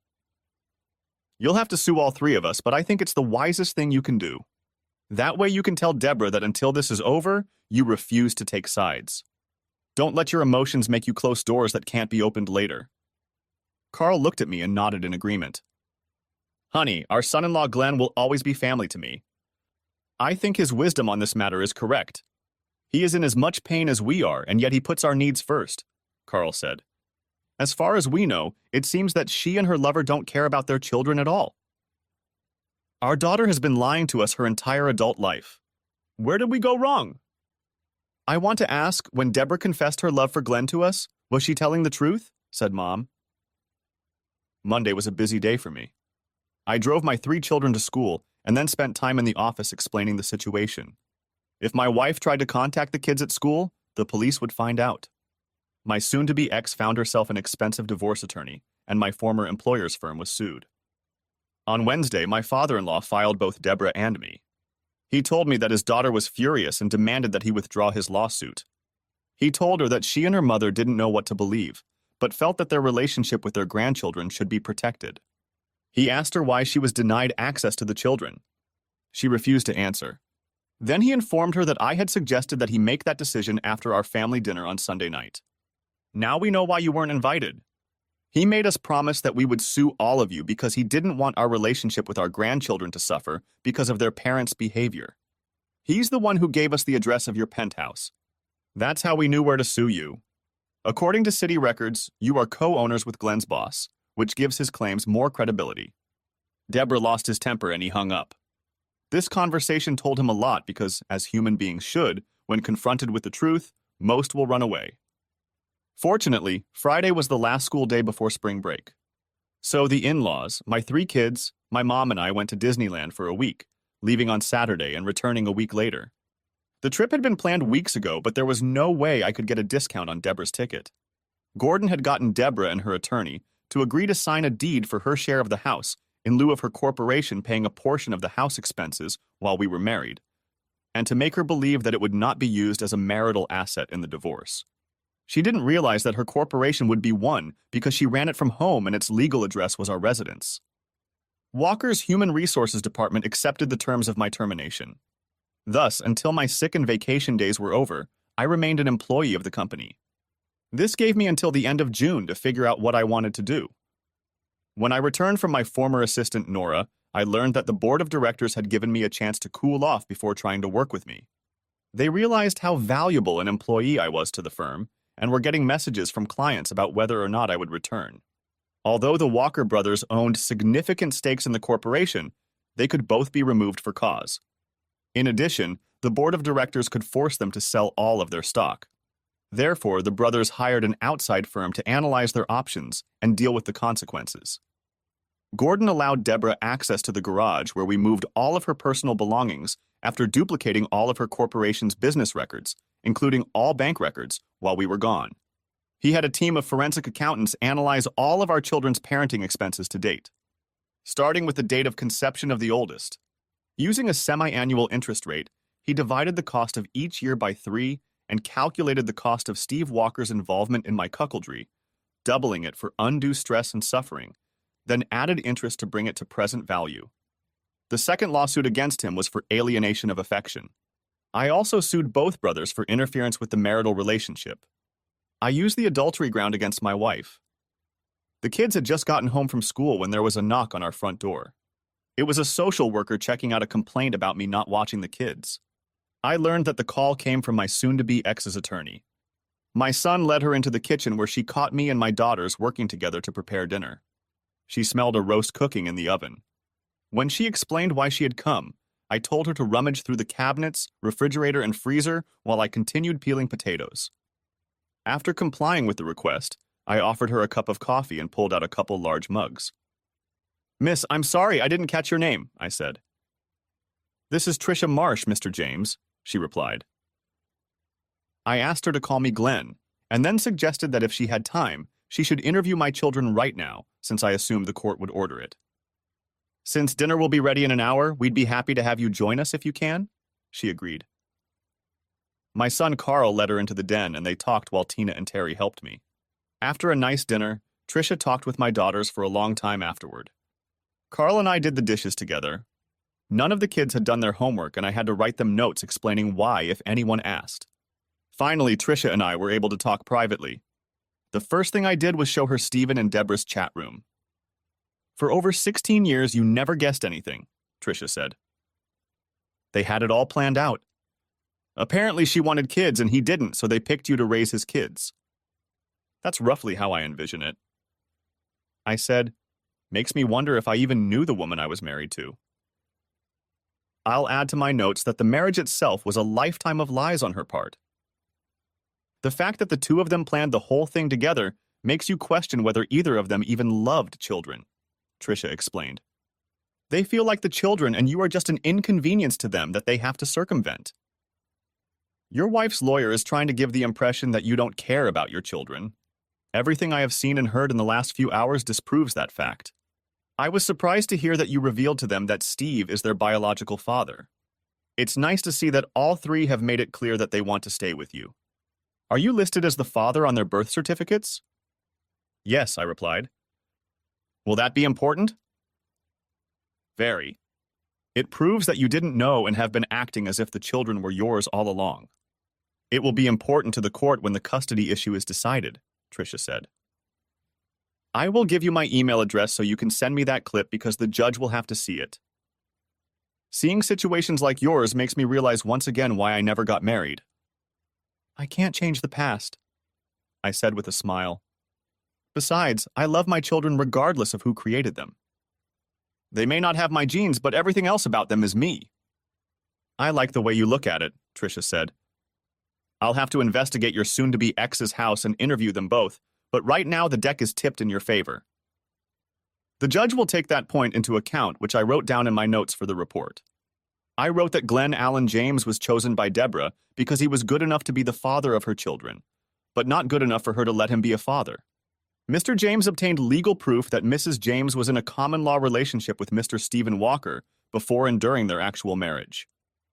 We chatted for another couple of hours, keeping things casual, and promised to keep in touch, so we gave each other our cell phone numbers. It surprised her that Deborah had not contacted the children since the day of the application. She recorded this fact in her notes. I later learned that on the way home, she called a detective she knew to ask him if a crime had been committed. He said there had been, but he thought he should contact the prosecutor's office to see if they would be willing to prosecute. I was fortunate that the following year was an election year and the district attorney ran for office. At the time, I didn't yet realize how big a storm cloud my situation had created. Waking up Tuesday morning, I busied myself with getting the kids ready for school. I was surprised to read that Tricia wanted me to send the video clip I showed her to the ADA. I did better than that. I emailed him all the clips and told him I would send him the rest of what came in. It took about 3 hours before he got a response. I was surprised when he called and explained that he had a court order last night for wiretaps, etc. So what he got from me could be used legally in criminal court without revealing my name. A very important point was that all the clips I had came from an email address. This gave the impression that it was all coming from a third party. He was going to build a case to charge them both with extortion, one charge for each year they defrauded me and my children. I said I hoped the charges would be filed before I had to go to divorce court. When the kids got home, we ordered pizza and had an early dinner because I wanted to watch the local evening news. The local CBS affiliate showed everything. Deborah and Stephen were taken in for questioning as soon as they left the restaurant after dinner. For the next hour, I answered the phone and explained that I had no idea what was going on. The rest of the week went smoothly, so it seemed to me. I found out later that I was wrong. On Wednesday, I was seen entering the office building of a competitor of a former employer. No one knew I was meeting a friend for lunch. The next day, there was a mention in the gossip pages of the morning paper that I was negotiating with upper management to accept a position. I called the author of the article and told her that if she looked in the files again, she might have missed the name of the twin my wife was with when she was at the theater. Don't forget the words date night when you look at them. She asked how my date went. I replied that my attorney had recommended that I refrain from commenting at this time. Then things got interesting. I had driven the kids to school and had just returned to our family home on Friday morning when Deborah got out of the car and I prepared to pull in from the curb. She was dressed in a t-shirt and blue jeans. Her face looked sad and drained. She wore no makeup, which was surprising. She never went out anywhere without her eyes. Seeing her like that reminded me to check my new computer and see what the cameras had sent me. I walked to the curb. "Glenn," Deborah said, "my parents won't even talk to me. They told me not to contact them until this mess I made for myself is resolved. My siblings have told me the same thing. I want to be able to see my kids." "Why?" I asked. "As far as I know, you didn't even call them?" I called them that first Sunday. They all said they didn't want to talk to me and hung up. "I guess they had cooled off by then," Deborah said. "I have a lot of explaining to do." "I'll have my attorney talk to the judge and arrange for supervised visits." "Nothing else," I said coldly. "I will also inform him that you have violated the court order." "Thank you," Deborah replied. "You and I will have to sit down and talk things over." "We don't have anything to talk about. We can irrefutably prove that the only reason you married me was because Stephen didn't want to step up, to take responsibility as a man for raising his own children. As a result, you needed to find a sucker to take over. That's why you both chose me," I said sternly. "Our entire marriage was a lie. It was meant to be. No man would ever do what you did out of love. How much have you both laughed at me? I suppose you are to be congratulated, since I heard that Steve and you are going to get married as soon as we are divorced." Not a single expression on her face changed during my entire tirade. Her response to my comments spoke volumes. We're not together. Steve had to find a new place to live. We were both served with a court order requiring us to have no contact with each other while being questioned by the detectives until they complete their investigation. For now, he had to move into a hotel, Deborah said. "My lawyer messed it up when she filed a complaint against you with child services." They questioned us. "The condo management is demanding that we sell the condo." "The kids and I were interviewed on Monday," I explained. "The interviewer interviewed us privately, so I have no idea what they told her."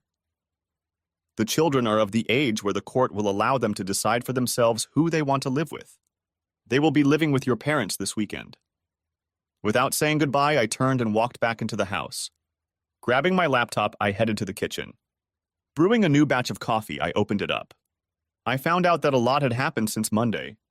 A human resources representative had used Roger's office to interview top-to-bottom management. It was sad to learn how many had laughed at me behind my back. Many were fired without explanation. For both my attorney and the prosecutor's office, this would have been a gold mine. It seems Stephen often used bribes, promotions, and blackmail to keep his relationship secret.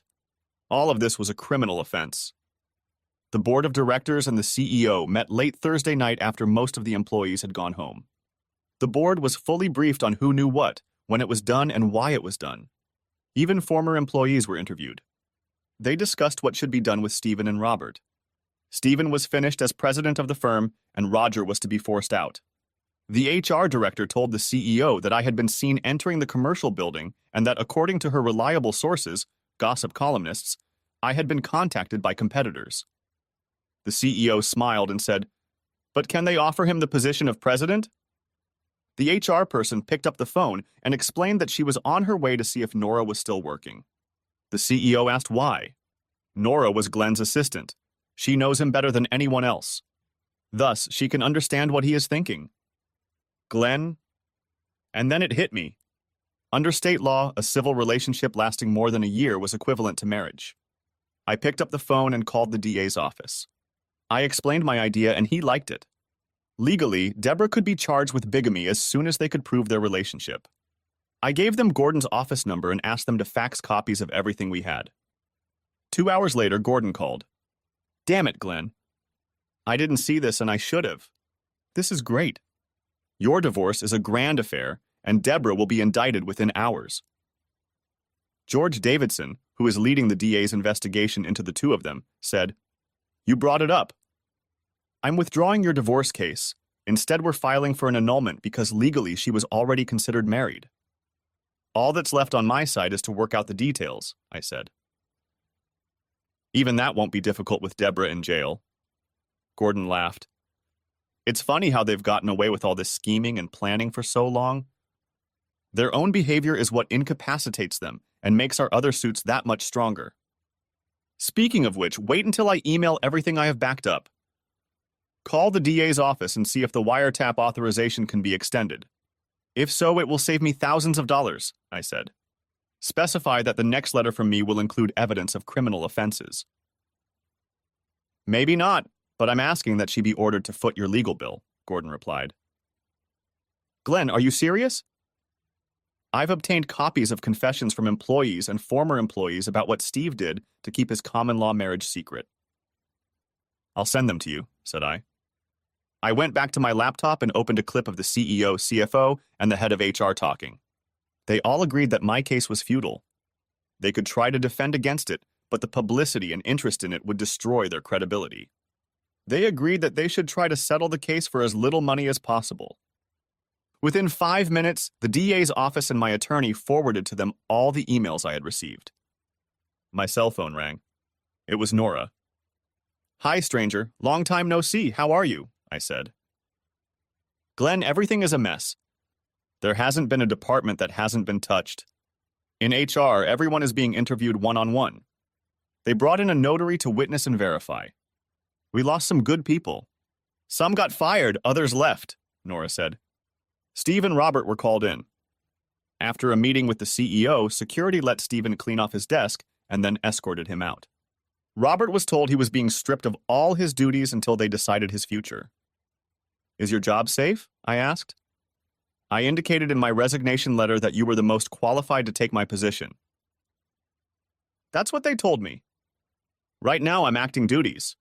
No final decision will be made until the board finds a new president. The only thing they have told me is that the person they are interested in has a situation that needs to be resolved. My intuition tells me it's you. After all, Stephen or Robert never did anything unless they consulted you first.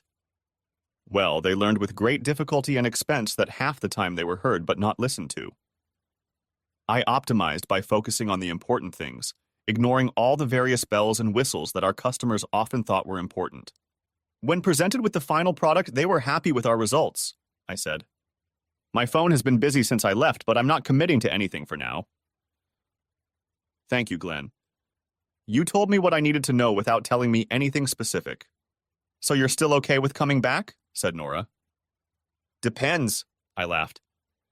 You can send the Gossip Girl's email address if you have one from your personal account. No problem, but I'll send it to you from my cell phone, Nora replied. Using the email account, no one knew that I had sent the Gossip Girl all the videos that weren't part of my divorce case. Every little detail she could get out of them would be made public in print. Without naming names, she wrote in such a way that there was no doubt who she was addressing. The writer was a master of her craft. My son came running in from the living room while I was preparing for dinner. Dad, Mom, it's the early news. I walked in and scrolled back a page to see what was happening. She was being led away in handcuffs. On the next newscast, the spokesperson informed everyone that she was being charged with being married to 2 men at the same time in the eyes of the law. Can she go to jail on that charge if she is found guilty? Asked Carl. Yes. It is considered a felony in this state. What kind of sentence she gets depends on the judge, I replied. My dad used to tell me, if you can't do time, don't do the crime. That stopped me from doing a lot of stupid things when I was your age. How long will they keep her? My son asked. Until she goes before a judge and can post bail, I answered. Depending on which ward she's in, she may already be released. Carl and Carla stopped by to pick up the kids.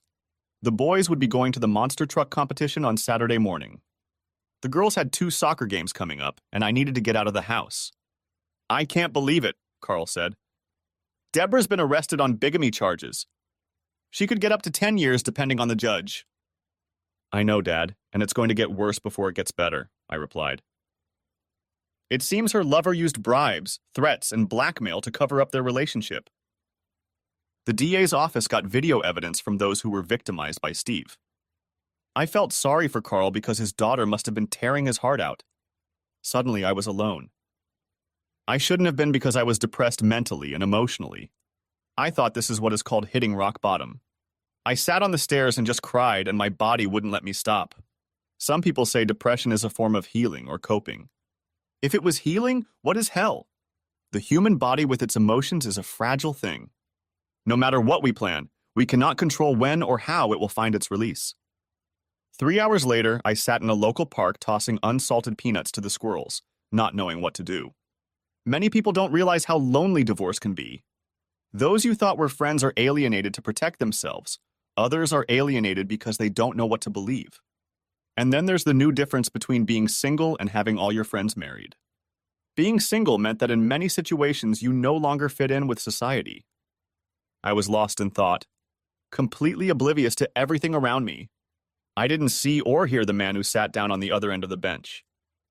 I saw you sitting there, and I watched you for a while. It became painfully clear to me that squirrels seemed to have become your best friends. I wondered if it had gotten to you and how you were handling Glenn. I guess I found out, said Trisha Marsh. The blues suck, don't they? You've got to find your own way to get rid of them. Easier said than done. Divorce, as I've learned, is something you have to go through alone. Most of your friends avoid you like it's contagious, I replied. Come on, I'll buy you coffee, Trish said. No business talk, okay? I agreed. I found out that Trish was off to do her weekly shopping, so I joined her. It was interesting to learn her tastes in food. She bought mostly frozen fast food for herself because when she had no one to cook for, she lost interest. I knew this was the case with my mother. The problem was that their diet suffered along with it. I had my own shopping cart and she would see me pick up a few groceries.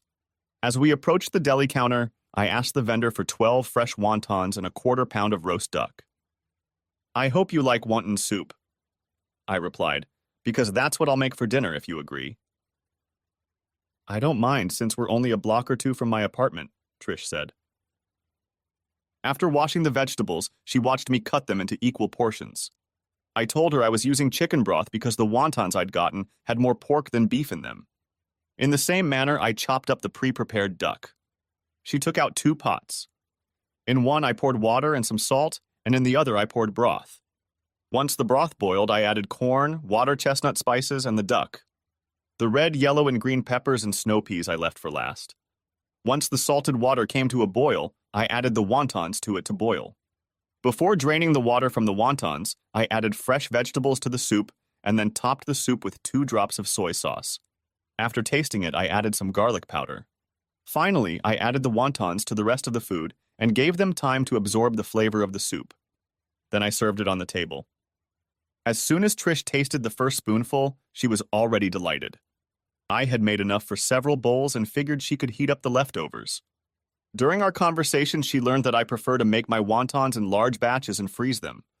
Another trick I explained was to use a little less broth and add cornstarch as a thickener to make the dish a stew that could be served over rice. When she found out how little I had spent, she was shocked. I left her house in a good mood. Trisha accepted me for who I was. Surprisingly, it was what I needed all along. Recognizing who you are helps you go a long way, and today it moved mountains. On Sunday, while reading the morning paper, I noticed a 2-page story in Gossip Cop about the former president's ongoing efforts to maintain power and control over his personal situation. This included everything from promotions, blackmail, and bribery. At the end of the article, the question was asked, "Is this being investigated? If not, why not?" I texted Trish and asked if she wanted to go to Coney Island with me. She said yes. On our first date, we acted like teenagers. I asked her why she never got married. She explained that her career had always gotten in the way, and being called out too often was really messing up the relationship. I understood this from both sides because my career had affected me. My relatives and my children were surprised at my good mood when I met them for Sunday dinner. They all remarked that they hadn't seen me this happy in weeks. Monday morning, Nora called to let me know that I should expect a surprise visit from the chairman of the board of directors as they begin the dance to bring me back. An article that appeared in the Sunday paper made it happen because everyone knew who she was referring to. Nora informed me that the board was going to go to court to get a court order to force Steve and Robert to sell their shares as they were refusing to do so since they were no longer employed. Unexpected was a call from Deborah, who asked if we could meet privately in a neutral location with no cell phones. I asked her to give me 10 minutes to think about it and call her back. I called Gordon, who told me that sometimes the best place to have a private conversation is in the middle of a crowd where people can move around freely. I ended up meeting Deborah at the Nathan's hot dog stand in the park at 1 o'clock in the afternoon. We found a bench to sit on. We pulled out our cell phones and turned them off, leaving them in plain sight. "What do you need, Deborah?" I asked coldly. "I need to know if you know who's doing this to Steve and me," Deborah said bluntly. "Gossip Girl is pressuring the police, almost directing them. Steven's corporation that he founded kicked him out. Robert thinks he was kicked out too, and now you filed for an annulment. Well, Steven's problem comes from the board of directors, I believe. I have been informed that it is the source of the information the police get. Because of that, they have been able to discover facts and witnesses to events," I said. "I can't discuss anything about our situation because my lawyer doesn't want me to." "Then why did you agree to meet with me?" asked Deborah. "You know we have dug ourselves a huge hole." "I was informed that Miss Marsh took her report to the court late last week. We were told that all the children want to stay with you. Given what Stephen and I are facing, I have to agree. Another lawyer says I'm facing a lot of jail time if the judge hearing the case agrees that, legally speaking, I was married to Stephen. In his opinion, it comes down to a matter of interpretation as to whether it is a marriage since he does not have a marriage certificate." "I need to be able to tell my 3 children that I saw you today," I replied. "They will be asking my opinion on how you look." "How are they doing emotionally?" asked Deborah with genuine concern. "They have their moments. At times it's bad because I can't explain or answer their questions," I said. "What questions?" asked Deborah, looking for a way back into their lives. "What did they do to deserve such a punishment?" replied I. "Even I've asked myself that question several times. You should write a book about being married to 2 men for almost 20 years. With that kind of interest, it will become a bestseller." With those words, I got up and left. Deborah was Deborah, always thinking of herself first. She was like an old dog that would never change. Worse, I couldn't feel sorry for her because I just realized that any emotion I had left was dead. When I got home, I checked my email and was surprised to find a video of me there. Deborah's voice in my chat sounded loud and clear. I forwarded it to the gossip columnist with a huge smile on my face. On Tuesday, the gossip column printed in bold print that bigamist Deborah James was going to write a book called Tell All about her 18 years as the wife of 2 men. This news made Carl and Carla Matthews even angrier because it appeared that their daughter was proud of what she had done. Gordon called me Wednesday night with good news. The day in divorce court had gone well. The judge agreed that in terms of state law, she was already married when we got married. Since we were not legally married, the annulment was granted. This gave him some leeway on the division of all assets. Although Deborah's attorney stubbornly resisted, the judge ruled that since she worked from home, Deborah's corporation should be considered a marital asset. He ruled a 65-35 split in my favor. Each would pay their own attorney fees. Deborah's attorney tried to convince him of a more equitable division. He replied that since her first husband was not listed in this divorce and he was involved in the scam, I would award Glenn James his share. I had to agree that we had hit her hard. I was granted temporary sole custody of the children until her criminal problems were resolved, but I had to allow her unrestricted access to her children. Stephen Walker was arrested Friday, and suddenly many people he had mistreated over the years found themselves in a legal situation requiring them to cooperate with the district attorney's office. Deborah's life was going downhill. Until a couple months ago, she had 2 lovers who kept her warm at night. Now she had none. I was busy working on the landscaping around the house when the chairman of the board showed up. "We need to have a serious face-to-face talk about this mess, Glenn."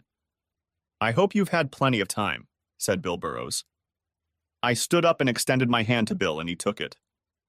"It wasn't about the firm," I said. "It was all about the people who work in it." A huge smile appeared on his face. "Thanks, that's just what I needed to hear. Let's see if we can work this out." We walked to my kitchen and started discussing my situation. I learned a few things, and so did Bill. What struck me most was his honesty. He wasn't hiding anything. It was good to hear that after they filed a lawsuit to force them to sell their controlling interest, they agreed to exchange it from common stock to preferred stock. This move effectively took away their voting rights in the company. I told him that was one of my concerns. He analyzed each layoff one by one, explained the reasons, and talked about the people who had quit.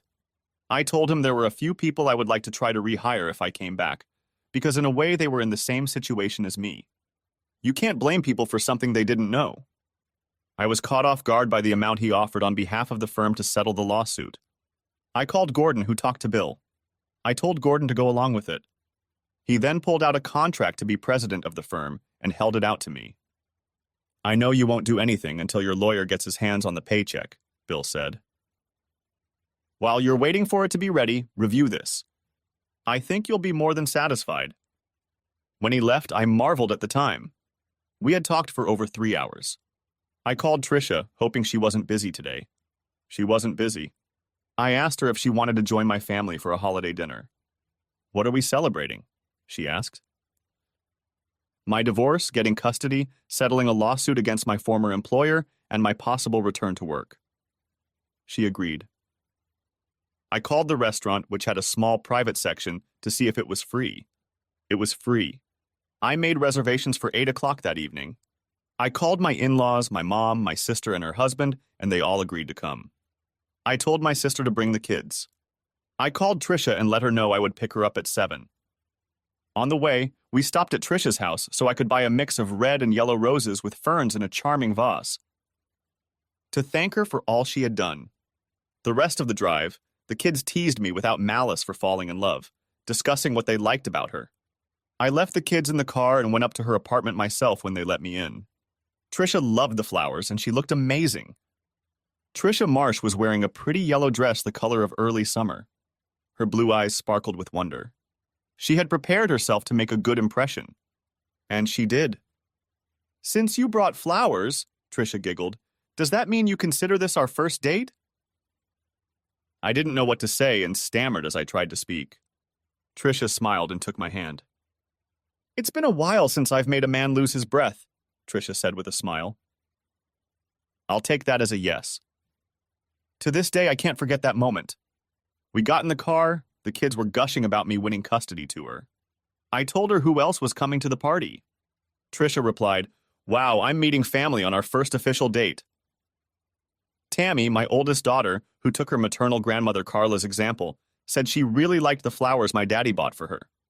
Tricia then showed her a picture of them, and it became her home screen. Due to traffic, we were 10 minutes late. I had pre-ordered 2 bottles of one of their best sellers, a medium champagne. Before I even started introductions, Terry, my youngest daughter, told me that this was Tricia Marsh, our father's girlfriend. Tricia and I burst into laughter. It set the mood for the whole evening. At dinner, I explained the court order and its rulings to everyone. Then, I talked about the pending settlement of the lawsuit against the firm and the fact that Robert and Stephen Walker had been removed from their management positions. The final piece of news was that I had been offered the position of president. Tricia explained that she was the social services representative called in to verify a complaint against me, and that's how we met. Carl stood up with champagne in his hand. After all you've been through, Glenn, Carl and I were afraid you would cut us out of your life. Instead, you made us closer. Congratulations, you're finally getting the respect you deserve. Here's to Glenn for being who he is, and to Tricia for making him smile again. As we were all getting ready to leave, Carl pulled me aside and told me we were taking the kids for the weekend. We'll use our keys to stop by and pick up whatever we need. Don't waste time looking back. Start building your new life. I asked Tricia if she liked to dance and we hit the road. I dropped her off at 3 in the morning, having arranged to pick her up at noon. We ended up spending most of the weekend together. Monday morning, after walking the kids to school, I took my first look at the offer.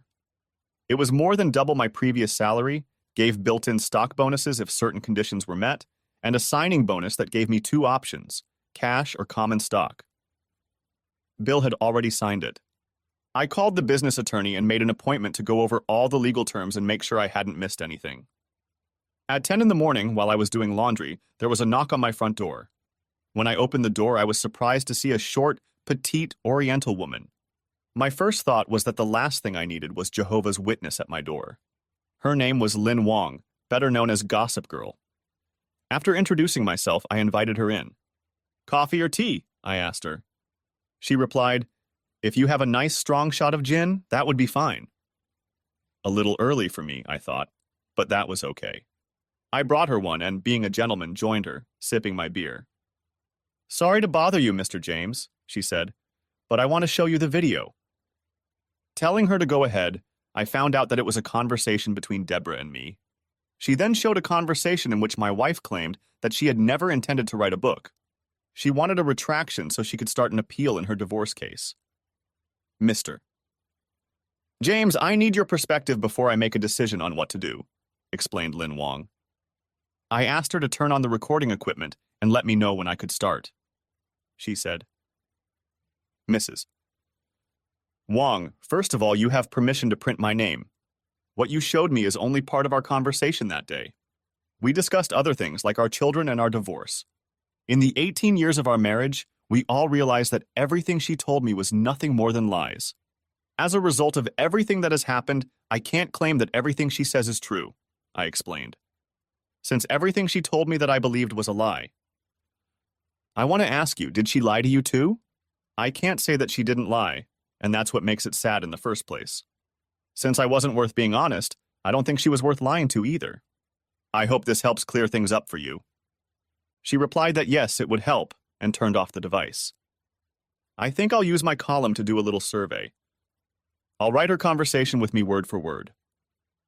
Underneath will be our conversation we just finished. I'll ask readers who they believe. I look forward to reading it, said I quite sincerely. My father had always believed that if you gave a man enough rope, sooner or later he would hang himself. Deborah was proving him right. For her, it was all about the money she was losing. I knew it. I think Mrs. Wong saw it too. My ex called and said she'd like to take our kids out to dinner. I said that they would all be home just after 4 p.m. and that she should come over then. She showed up shortly after that. The door was opened by my oldest daughter. I heard her yell out, "Our ex-mother is here." But all I heard was the sound of running feet. I stayed where I was in the kitchen. I didn't want to be accused of interfering with my ex's relationship with our children. A few minutes later, I heard the front door close. Shortly afterward, my children walked in. "We told her it's too soon, Daddy," Tammy said, "because it is. We can't accept what she's done to all of us." That's what we told her. I said that if I did anything against a friend, Terry said, I'd probably lose his friendship for life, and you want us to go on with our lives like nothing happened. I just told her to go to hell, Carl said. She asked, who gave you the right to say that? I told her my grandfather. To change the subject, I asked who wanted McD's for dinner. Everyone agreed. After the kids did their homework, I called Trisha and explained what had happened. She said I shouldn't have been surprised. Even though you hid it well, they could see how hurt you were. It seems that Stevens's legal problems were getting to him. He told his legal team to settle as cheaply as possible. Robert resigned and decided to sue me for the damage I had done to his face. That Friday, after my attorney made some changes, I signed the contract and called Bill. We agreed to make an announcement the following Friday. I reported it to the Gossip Girl. My mother decided to take the kids for the weekend. Trisha was busy with another case. I spent my free time tracking down a few quitters. 2, whom I thought were key to my reorganization plans, agreed to return as soon as I showed them my new contract stipulating that the head of human resources quit or be removed from his position. I learned that they had approached her to warn her about what Stephen was doing, but they were ignored. It was very amusing to read Mrs. Wong's comments. After she recounted word for word the conversations Deborah and I had, she asked readers for their thoughts. Then she wrote, having met these two, she said, I had to wonder what Deborah even found in Glenn. He gives the impression of a kind, loving, and considerate man. The kind of man any woman would want to have. Deborah is a hunter, always seeking thrills and power from those with whom she can never find the happiness she craves. She will be what you want her to be because she doesn't know herself or feel comfortable in her own skin. She puts a mask on everyone she meets and it's not makeup on her face. Deborah James used Stephen Walker as much as he used her. That is what helped them keep their relationship alive. As I read this book, I thought it hit the spot. On Monday, I contacted a service that was looking for a housekeeper to work Monday through Friday. With my new salary level, I could afford it. I called the chairman of the board of directors and let him know what I had learned. When he found out they were telling the truth, she was let go. That night, talking to Trisha, I asked her if she knew anyone who burned out working in their field. She asked me why. I explained that I was looking for a human resources manager who had been laid off from the firm. She said she knew 2 people who were perfect for that field of work. I asked her to have them both contact me. On the morning of the last Friday in May, in front of the media, the chairman of the board introduced me as the new president. I told the media that we, as a company, had gone through a staffing crisis and were stepping up to the next level with a new team. I introduced the two new vice presidents, explaining that both of them resigned due to the behavior of the previous management team. I stated that from now on we want all of our employees to have integrity and honesty. I introduced the new head of human resources, emphasizing that we were the first organization to hire a former social worker for this position because we wanted to develop moral and mental standards much higher than before. I asked Nora Richards, my former assistant, to stand up. We are very pleased to announce that Nora Richards has been appointed to the newly created position of vice president, handling all aspects of commercial production on our production team, I said. Nora was greeted with a round of applause. Thus, it was made clear that dedication and hard work meant something. Deborah fought the bigamy charge, lost, and is serving a sentence of 2 years minus 1 day. Stephen settled all lawsuits and is serving a 10-year sentence. Robert is appealing his defeat for the 3rd time. Trisha Marsh and I continue to date, and the kids push us to set a wedding date. Thanks for watching. I hope you enjoyed it, so subscribe to my channel and watch the next video.